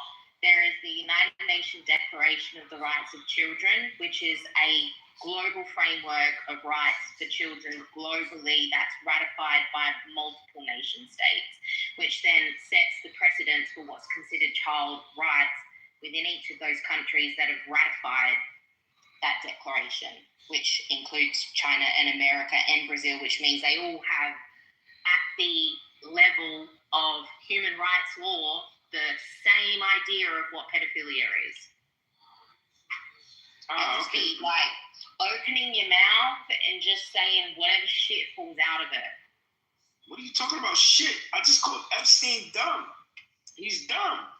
I'm talking about the shit you just said about pedophilia classifications in US versus China versus Brazil. Well, they're not classifying you in China, from what I understand, as a pedophile. It's scrutinized, Like if you sleep with a young girl, they'll ask you, why are you interested in someone so young, whatever the case may be. I learned this from a Chinese girl. No bullshit. Oh, okay, that's great. You learned it from a Chinese girl. Yeah. But you apparently legally, as a full-grown adult, can sleep with someone at an age that we would consider, a minor in some of these countries, right? China included, Brazil included, I think even Germany, right? And you will not be held legally accountable. Hence me calling. Is there a standardized age of consent in the United States? No, there's no standardized age of consent. Okay, so what's a minor in the United States? I mean, it varies. Exactly. Hold on. What's the lowest age of consent in the United States? I think 16. California state doesn't have any age. By most Western standards, that's pedophilia. No, but California state doesn't have any age limit. Since 2000 up to 2020, there's been over 20,000 cases of child marriages. And there's no age limit. You could go through a court system with the parents' consent. Then they're going to have one of those referee guys. They're going to sit down with both of the people that are getting married, that they both agree, and then the court is going to stamp the consent form. And voila, they're getting, they're married. There's about 4 states out of, all the states in America that don't have no age limit. And I live in one of them, California. Okay. You guys want to get all hyper-technical, all right? My point is, if, Epstein wanted to be a nasty individual, right, and without getting penalized for it, he could have went somewhere else and did that dumb shit. That's my point. He would still get penalized in different countries. No, he's not. Like, what are you talking about? Child trafficking or human being trafficking, it's illegal in all countries. Listen, that trafficking shit, it gets like, they hit, what's that guy's name? They hit Andrew Tate with quote unquote trafficking, right? Mm-hmm. And that shit, it gets shaky, Like, okay. Yeah, but he was in there for a while. He was, because the accusation carries a lot of weight. He was in Thailand, right? Thailand? No, that nigga was in, he's in Rome, I think. If he was in Thailand, you know what they do? They don't even have a toilet inside the prison, right? They make you pick up, you can take a shit in the corner of a prison, and they make you pick up your own shit, and then throw it, they'll bring your trash can or whatever. And then you have to worry about mosquitoes and a whole bunch of other crazy shit. All right. Well, luckily he wasn't in Thailand, right? But these folks, I don't know. I can't relate to these rich people with money and power. You're a grown ass man. You're a multimillionaire. You can fuck any bitch you want. You go and fuck some kids. I don't get it, but it's not for me to get. He was cursed with an orientation that, I don't think will ever be accepted by society. Hopefully, there's a remedy for his orientation. But I think it's revealing something more troubling, don't you think, Ish? He was cursed. He then turned that to his advantage and basically started blackmailing other people that also had the same curse as him.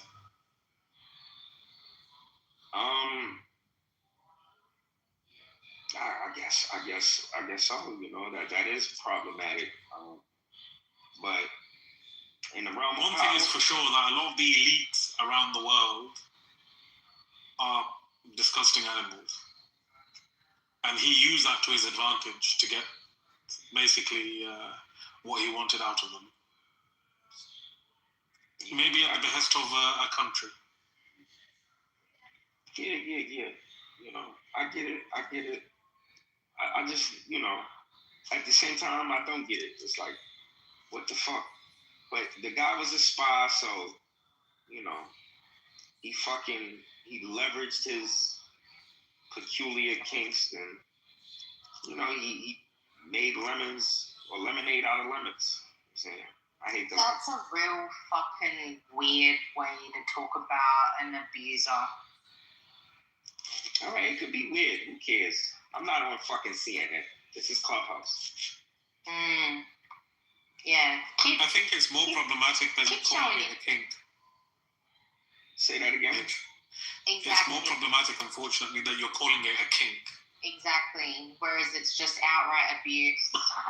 How about problematic? That's what it is. It's like it's a kink. The nigga. What pedophilia is a kink?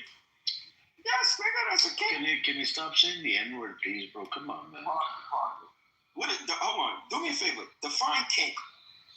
Define it, if you can. If you have that ability. Let me get the definition, bear with me. Kink is actually consensual behavior. Yeah. There's a framework to kink. Which is built on which is built on consent. Do you disagree with that? Abusing and raping children is not a kink. You're in Australia, right? You're in Australia? Yeah. Okay. Your accent's a little bit different than I think there's other Australians that I came across. Yeah, it's the state that I come from. I'm waiting for that, description of kinks. Anybody? I already told you. Sorry, you're too dumb to understand what I said. No, your words are worthless. That's really the problem. You didn't make much sense. General, did you understand what I said? Yes. Of course. Did it make sense? It's not bad. If I didn't understand, I wouldn't say I understand. Do you mind repeating again, Domi? I'd like to hear what you said earlier. I said kink involves consent. There's a whole framework to what defines kink versus what defines abuse. What the fuck are you talking? You're just talking nonsense. Like, shut your... Listen, excuse me. Make me, Matt. What are you gonna do? Make me. Please don't. You can't. Don't beat me up. Don't beat me up. You can't make me, Matt. Because this isn't your space. This is Amir's space. All right.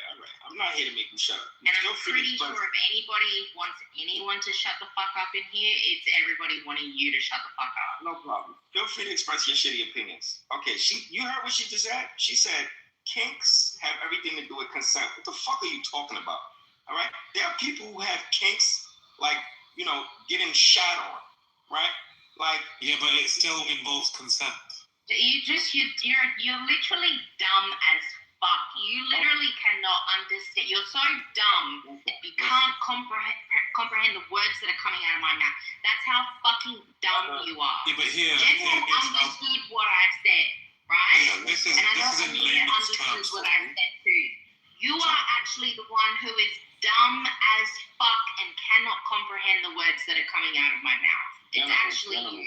And what you're saying to me is actually a projection of your fucking stupidity. Right? If a girl has pretty toes, I like to lick in between her toes.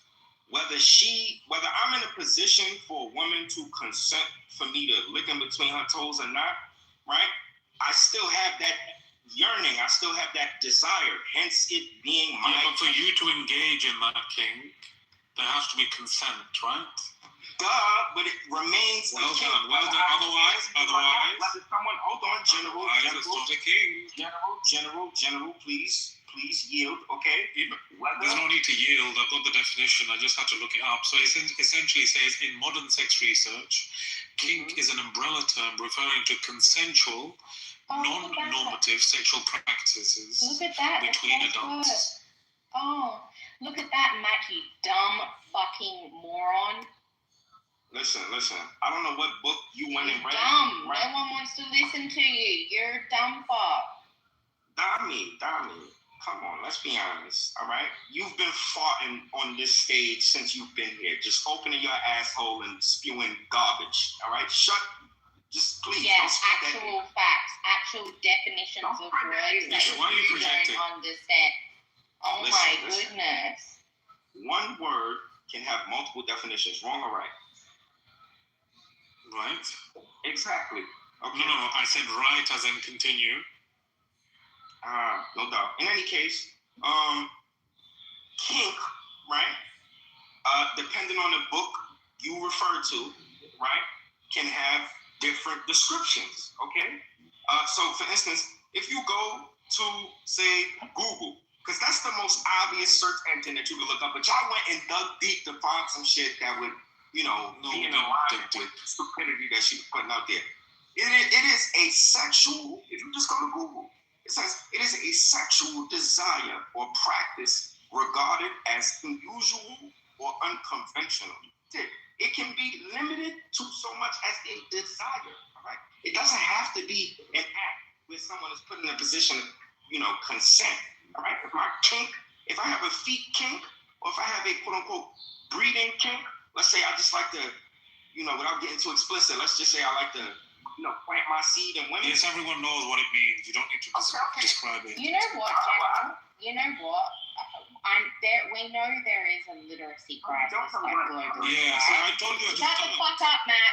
I told you at the start, sister. This is really exposing the American education system. Correct. And the biggest thing, the biggest gap in literacy is contextual literacy, because yes, all words have baseline definitions, but without context, they don't really mean anything, right? You actually have to apply the word to some type of reality, because it's like definitions are descriptive, not prescriptive, right? So once it's prescribed, then it becomes contextualized, which is the definition that you and I are talking about. Without that, it really could just be applied to fucking anything, anywhere, everywhere, anywhere, all at once, right? Which is the art of contextual literacy, is actually understanding the word within the context that it belongs.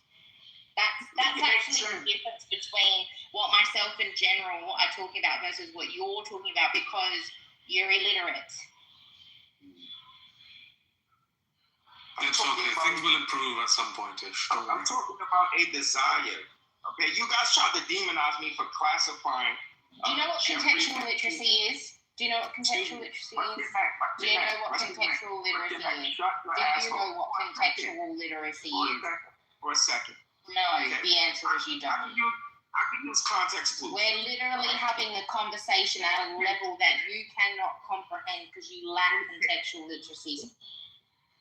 No, you could use some terminology that I'm not familiar with and attempt to make me feel stupid, and I could pull the same stunt, all right? In any case, right? Kink, you know everything, right? You know all there is to know about knowledge. I know a lot more than you, Matt. Very evidently. You don't know everything, which means there remains a lot more than you. Very evidently. That you don't know. Now shut your asshole, all right? No, I won't. I absolutely will not. No. At least you admit that asshole is open. At least you admit your asshole is open. All right? At least you admit your asshole is open. But no one wants you just to annoy you because you can't stop me from talking, Matt. There's nothing you can do at all. Absolutely nothing. Exactly.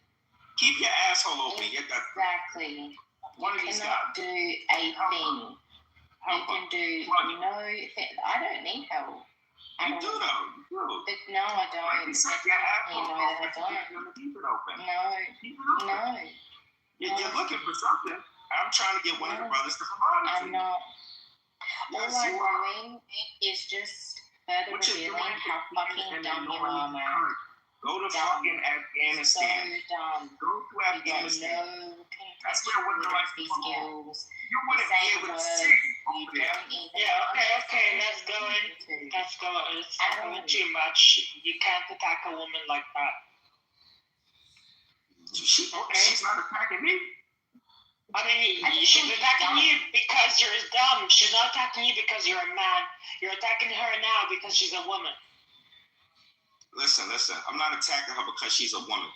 I'm attacking her because she's The stupid. things you said, you wouldn't say that to a man. You're saying that to a woman because you can. Because you're American, you're stupid. Suck my dick. You wish. I wouldn't even touch you. I wouldn't fart in your mouth, boy. Ish, behave yourself. Don't expose yourself.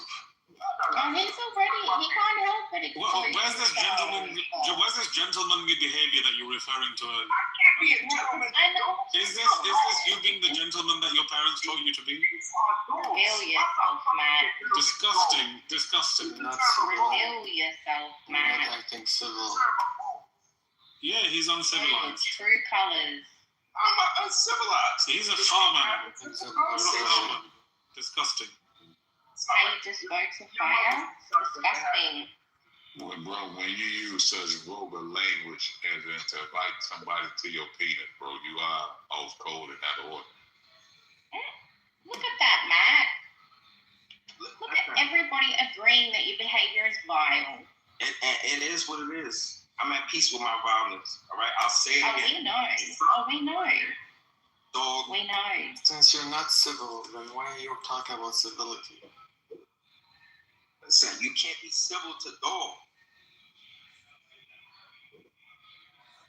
Well, listen, hold on, let's try this here. If you say you cannot be civil to dogs, let me try to meet you at your understanding. There is a verse in the gospel where Jesus says it is not right to give the food of children to dogs. That was in a context of them saying it there. So if you're calling somebody dogs, then that would be the inviting somebody to your penis, that's unspiritual, unscriptural. But the term dog, we can find that in the scriptures then with being civilized. Then by what measure of dog then, dear brother, are you saying that, that their conduct, their actions or whatnot there that makes them what you call them to be then, brother? Other than just disagreeing. We can disagree, but I think we can disagree cordially there. But why you say dog?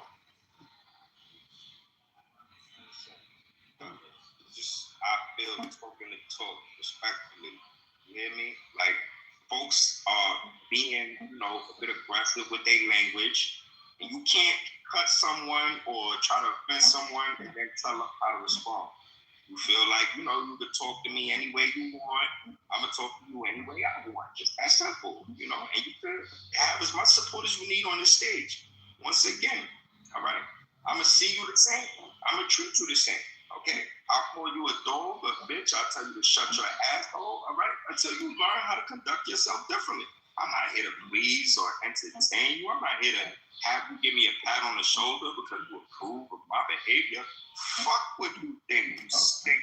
Anyway, I think you need to do some self-reflection, honestly. Stop smoking, take some time out, do some self-reflection. Do some mute yourself now, You've spoken enough, you've barked enough like a bitch. Now I'm going to treat you like you treat other people. Shut the fuck up, bitch. Listen. There's a mute button, mute yourself and listen. Do some self-reflection.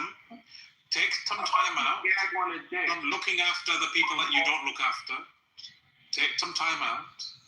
Self-reflection is key here, right? To grow, you need to do some self-reflection. You're a fully grown adult. Bro, Learn to be an adult, right? Don't act like a bitch. Don't act like a bitch. Be an adult. Grow up. You're not in no position to give me advice. Grow up. Look in the mirror and grow up. Brother McIndow, I don't know his point that, and of course, I'm not too long coming in the room. The reason why I was, approaching you in the manner is that I'm thinking, based on the title and in the backdrop, to consider the emotions, and for example, and there's a verse in the Quran that says that Allah hates for foul speech to be done in public, except where injustice have been done.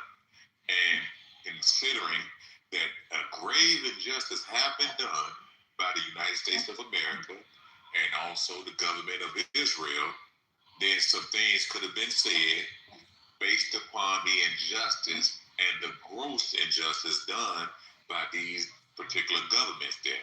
So is there any consideration to the harm that has been done and somebody grieving and responding from an emotional state that, you might be misunderstanding them when you calling them dogs? Corey, you are trying to morally appeal to somebody that does not have morals and has demonstrated that in real time in front of you. When someone shows you who they are the first time, believe them, okay? This is a pattern of behavior in an individual who acts this way in this room and every other room across this app. Save your energy, babe. It was peaceful until the dog walked in. Respectfully, we were having a relatively. If we actually recall the details first, Matt, you actually, in general, you've been here. You actually shot first at me. You actually shot first at me. Did he not, General? Be very combative. Okay, that's what General. Did he not shoot first? Ish, you said it was peaceful until the dog came, and we actually agreed. You were the dog. It was actually quite peaceful before you walked in. We were having an intellectual conversation, and then you brought your uncivilized ass in here and opened your cheeks. So mute yourself, brother. Mute yourself. That's some wisdom. Mute yourself. And can we get back to the intelligence? There's a topic that we were discussing. Let's stick to it. That's why I come back. That's why it's the title. Yeah. Amir's face is always, for the most part, until can someone mute him? No one wants to hear you talk shit anymore. No one actually wants to hear you talk shit anymore. And you censor yourself. Mute him, move him, so we can actually stick to the title. Yeah, Amir, moving down. Let's stick to the topic. Amir, please. This is so. Yes, your face is. You're slammed. Actually, Fire, can you move him down, please? Yeah, if you guys don't want it anymore. We haven't. Oh, Fire. Let's have a democratic vote. He doesn't like democracy. Let's have a democratic vote. I mean, it is what it is. It is what it is. Nice to know you anyway. Suck a dick, nigga. Go learn your mother. Oh, come on. I don't want to remove you from the room. Disgusting animal. You either behave or I'll remove you from the room. Fire, they have to respect my time. Go back to school. Yeah. We'll listen to you. Of course, you're entitled to have a different opinion. You just you can't attack people. Right, I mean, you can't talk to other people. And just censoring like, who wants to sit here and talk about Matt? I don't give a fuck about Matt. I came in here to talk about fucking Iran. I really don't give a fuck about Matt. Let's civilize Matt. Let's civilize Matt. Let's civilize him and move into the audience.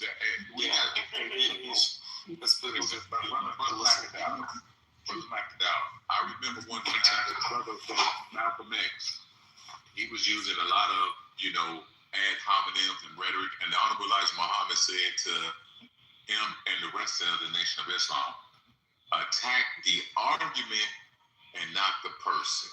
Absolutely. And you are attacking the person versus the argument, so we need to have a path to find some agreement and an understanding of the disagreement by attacking the argument.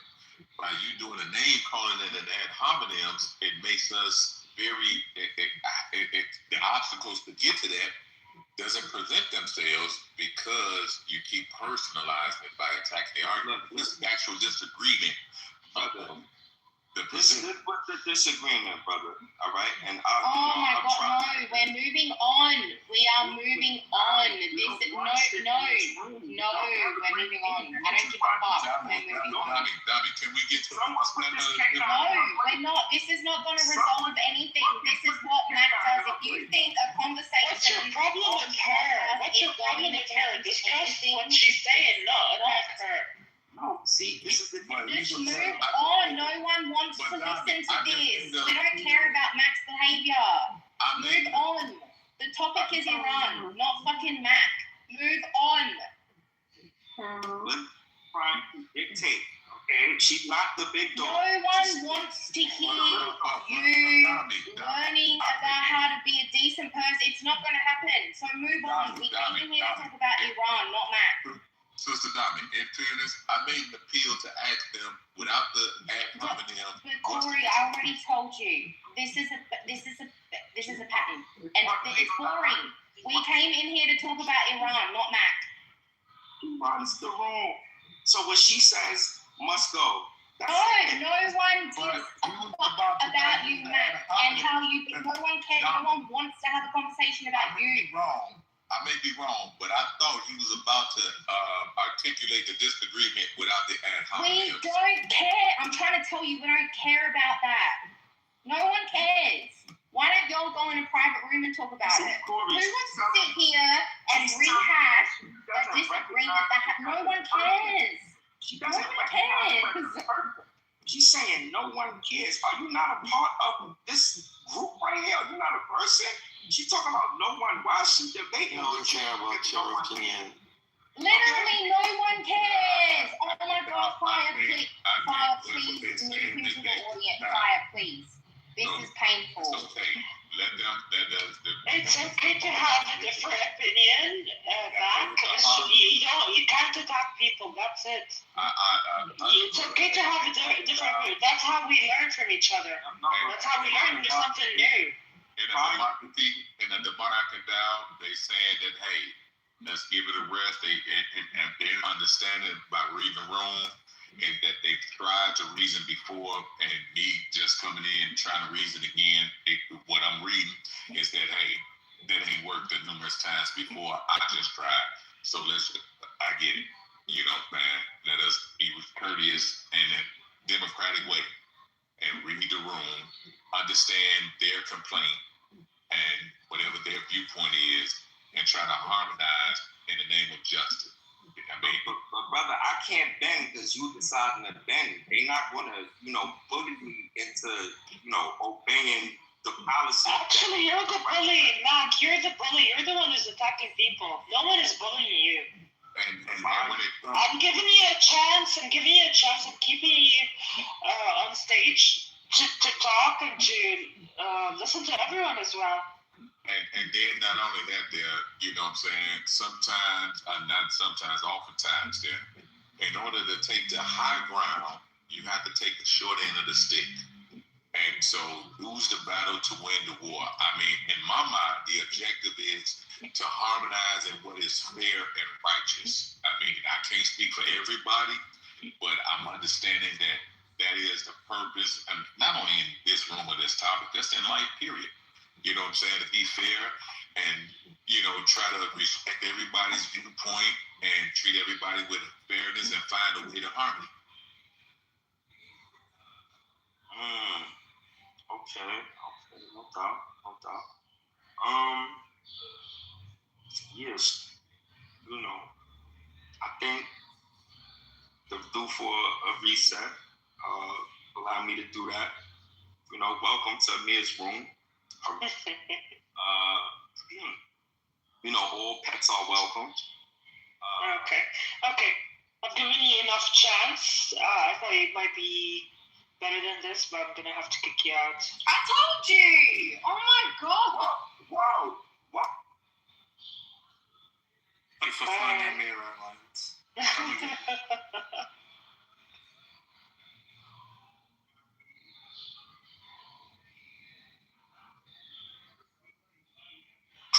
Jake last. I think I heard him bark before he left. before firing thing. You know, hey, listen, I hate that I have to do this, but I have to do this in the political climate inside of America on behalf of foundational Black Americans. I don't know where that cat is from or what he representing, but he does not represent the spirit of foundational Black Americans. And I'm going to say this here personally there. Before Israel ever became in existence in 1947, we was been oppressed by America, Israel, British, and other Western powers, as y'all like to call it there. So before y'all realize the wickedness of the Western powers, we've been suffering it for over 400 years. I just got to say that there. And he don't represent the spirit. I don't know where he's from, though. Don't get me wrong there. But even if he's from the Caribbean there, hey, there's a number of us that got mental health issues, and he would go against us if we was inside of America with that mindset. And we was on some pro-Black shit against white supremacy inside of America. I don't know if he appeared to be a troll. And if you don't know what COINTELPRO is, go look up COINTELPRO. COINTELPRO inside of America started before 1913 when the FBI formulated. I'm doing a further research of you guys who are in the room there, because that's one of the things that when it comes to these different conversations there, y'all, we've been warning the entire world about the reality of America and Europeans. But all of a sudden, and shout out to Iran, when 1979, when Khomeini took over the embassy, y'all notice he let the Black people release, meaning that they understood that we are not with mistreating other human beings because they got a different skin tone, religious perspective, sexual perspective, or political perspective than us. Just food for thought. I'm a land.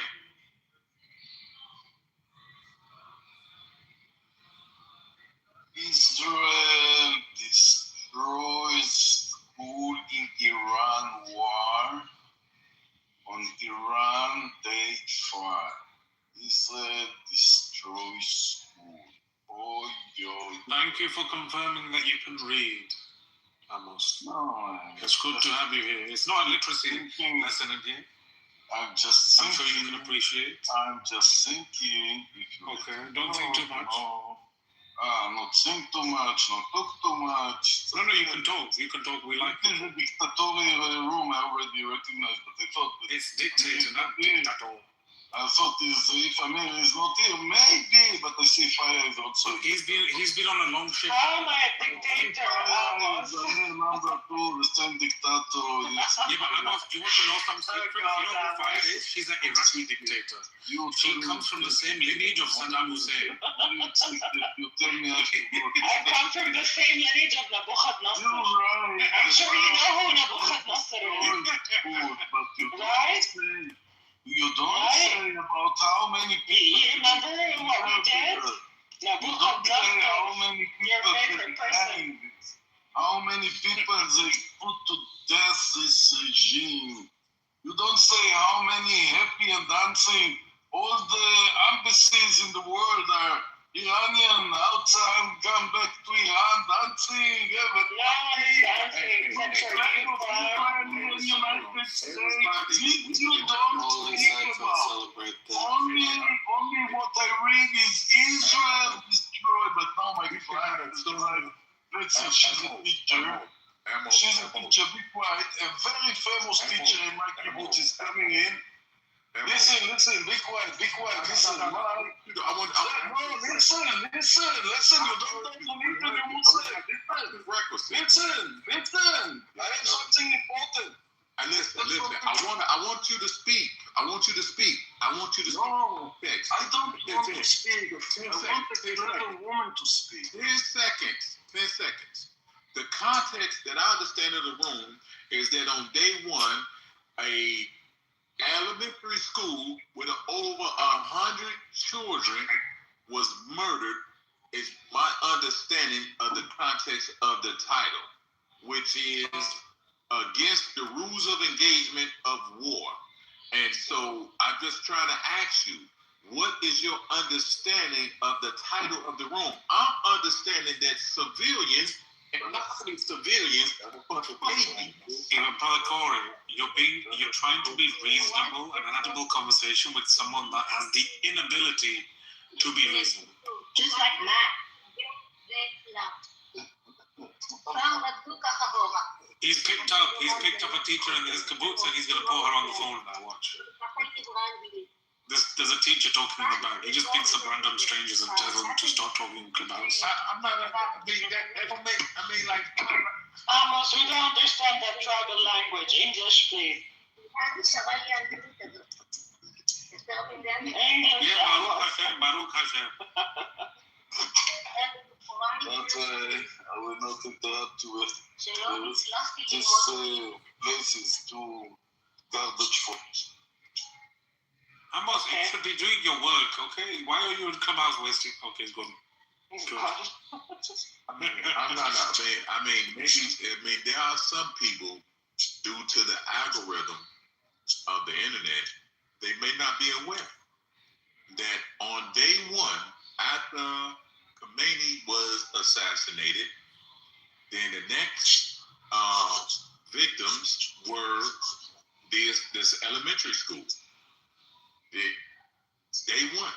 When I'm saying day one, I mean pardon me. Target one was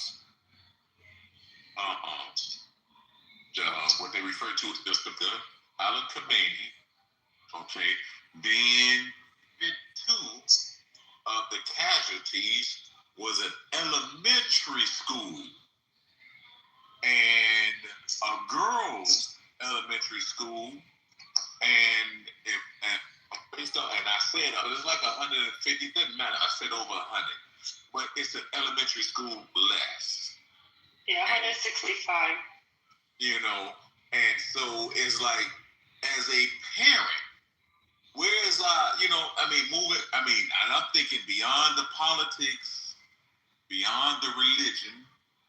As a human being, you kill my child, I know what's going to come up in me. I know what's going to come up in the people that are surrounding you. Kill my child, you kill their child. Or if you killed their child and it wasn't my child, I know what's going to come up in me. And the media doing a blackout. Now, we got to understand something about propaganda. And I hope in this room that this has or will be discussed. The distinction between propaganda, misinformation, and disinformation. Propaganda is neither evil nor bad, but misinformation and disinformation are either evil or bad. Yeah, I mean evil or good. You know what I'm trying to. Pardon me for being tongue twisted right now. I'm being emotional, even thinking about. You can just sit up here and be cavalier about bombing a fucking elementary school. I mean, my emotions kind of overtake me on that there. But bringing the emotions back down to address morality, spirituality, and humanity, that cannot be bypassed with that there. And if there are those of you guys that's from the Arab world or the Persian world that are emotional about that, well, damn it. That's only to be human. And there's something wrong with you if you don't got a problem with that there. That means that you are wicked and you side with the thinking of Satan instead of the thinking of righteousness. I'm on that.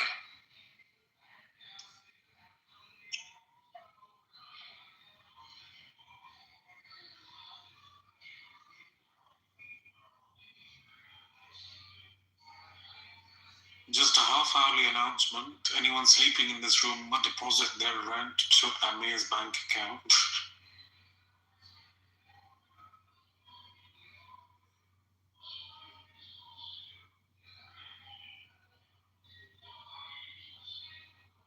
So who's sleeping in this room? Ghost, Sam,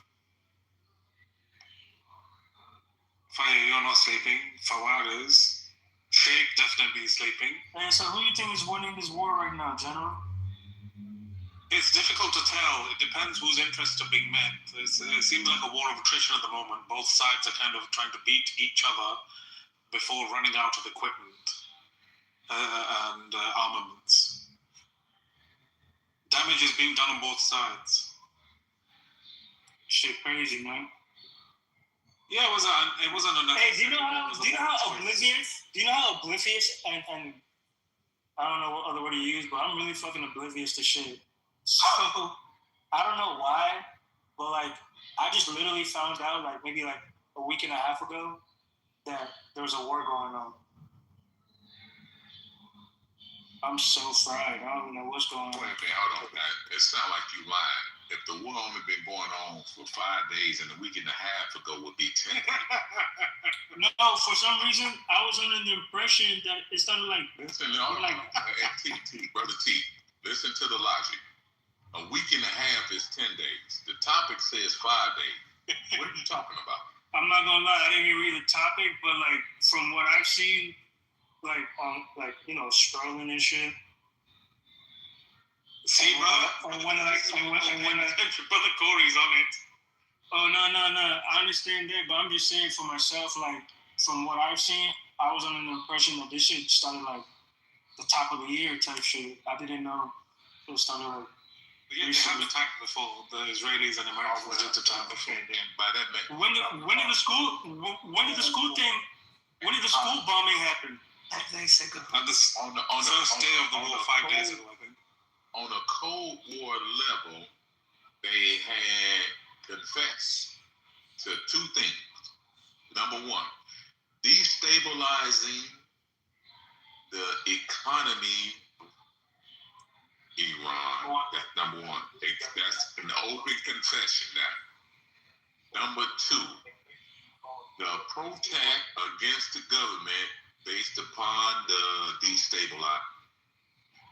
And in the midst of that protest, there's something called controlled opposition, where they had paid agitators to go out in the streets with the genuine protesters and cause mischief and chaos. And so, matter of fact, that even reminded me of a verse in the Holy Quran when the angels question Allah about Adam being made. Would you make something that would create mischief and bloodshed? And Allah says, I know what you know not. So we're going to find out where the good is going to end up becoming. But in that process there, a lot of police officers of Iran were murdered, and then the opposition put the murders of the police officers in the category of the protesters when that was not the case. And some of the protesters that also was murdered were those who were killing police officers in the country. So that's the context and the backdrop there. And even right now, as according to, I think, yesterday or the day before yesterday, one or the other, the Kurdistan, because the CIA paid and armed them to give a ground force because America is not able to get a ground force over there for a couple of months, based upon, and then in the backdrop of many American pundits, that all of this is being precipitated by not the president of America, but another president. And I ain't even got to say the name, y'all know what it is. So all of that context has to be taken into place. But while that is being taken into place, human fairness, being righteous, treating people the way you want to be treated, should be taken into thought. And I want to land with this point. I don't remember the name of the battle for those Islamic people in what's the name of the battle where the Muslims was getting picked off by bow and arrows in the forest. And now, some people that they supposed to had allyship with was killing Muslims with bow and arrows in the forest. And in the rules of engagement of Islam, agricultural destruction is against the rules of engagement. Yet, Prophet Muhammad sallallahu alaihi wasallam ordered those trees to be cut down, apprehended those who was killing the Muslims with bow and arrows in the forest. And when they wanted to plead for mercy, Prophet Muhammad said to them, "What does your law say?" And he executed them according to their law. Are there any Muslims in the room that can tell us what was the name of that battle? I genuinely do not remember the name of that battle. That appears to me that's where the sentiment is going on currently. To be honest, Corey, I have never heard about such a battle. I'm gonna have to look into it actually. Because it's considered not kosher or haram to hurt a plant also, like to cut a plant for. No, it is kosher. It's not halal. It's not permissible in Islamic jurisprudence. The Jews can do it. Like one of the examples is Amalek.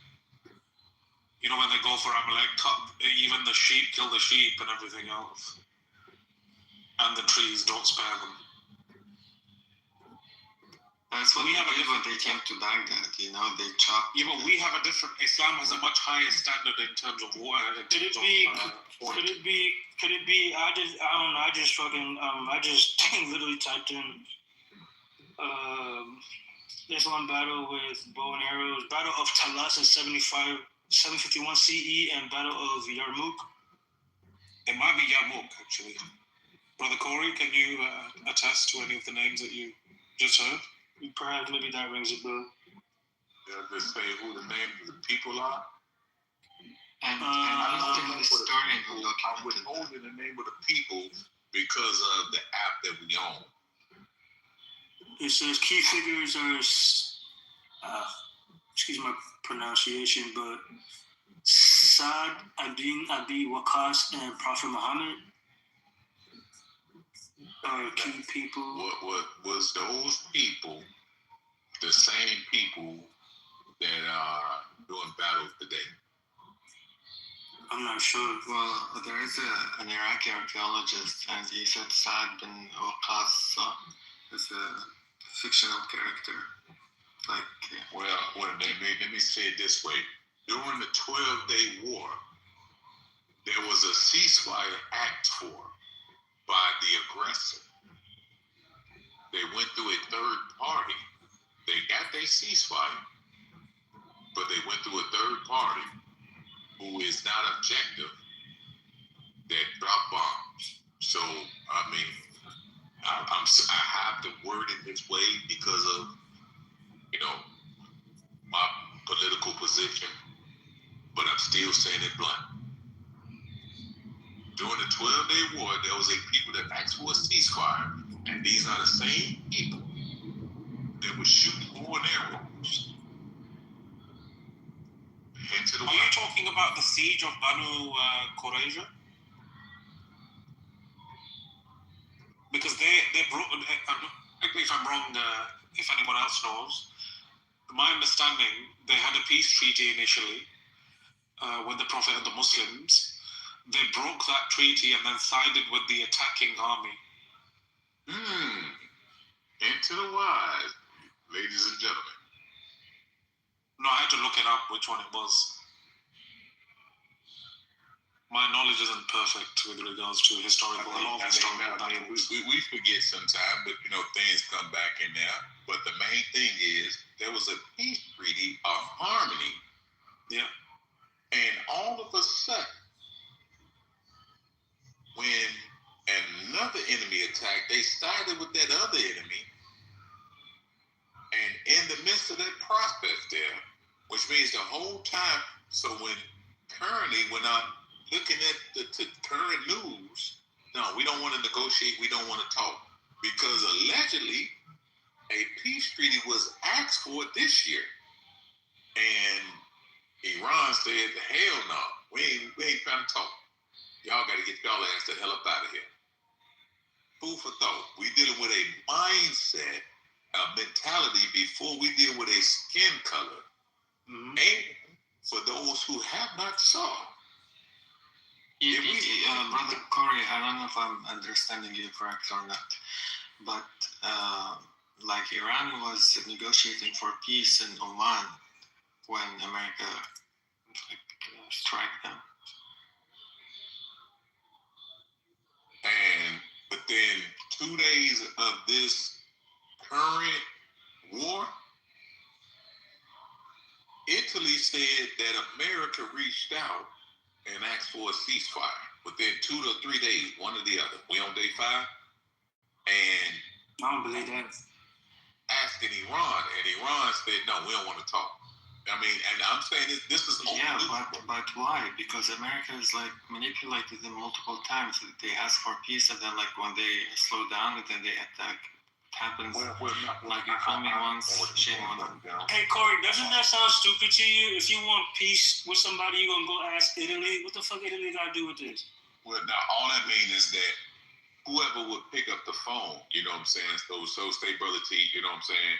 If you call me on behalf of Brother General, you know what I'm saying? Me and General is at war. We got beef. I ain't trying to hear what he's trying to say. Hey, it is what it is. Hey, and then he called you and you called me because I ain't picking up his call. Then, hey, and then I pick up your call. Hey, man, what's going on, Brother Corey? Listen here, man. Brother General asked, man, listen here, man. It was a misunderstanding. He apologized. We need to, can we get to a round table and have a conference? Brother Corey, in this scenario, did I apologize? No, I'm saying in this scenario, right, Brother T is Italy, and you are America, and I'm Iran. Oh. And Iran, I'm generally the bully in a lot of situations, so I agree. And Iran said, no, we ain't negotiating, we ain't talking, they attack, it's do or die. And me being Italy, I'll be like, I don't blame them. Shit. You know what I'm saying? This country, America, don't know how to you know how they say, when you make your own bed, you gotta lay in it? These motherfuckers never want to lay in that shit. I don't know why.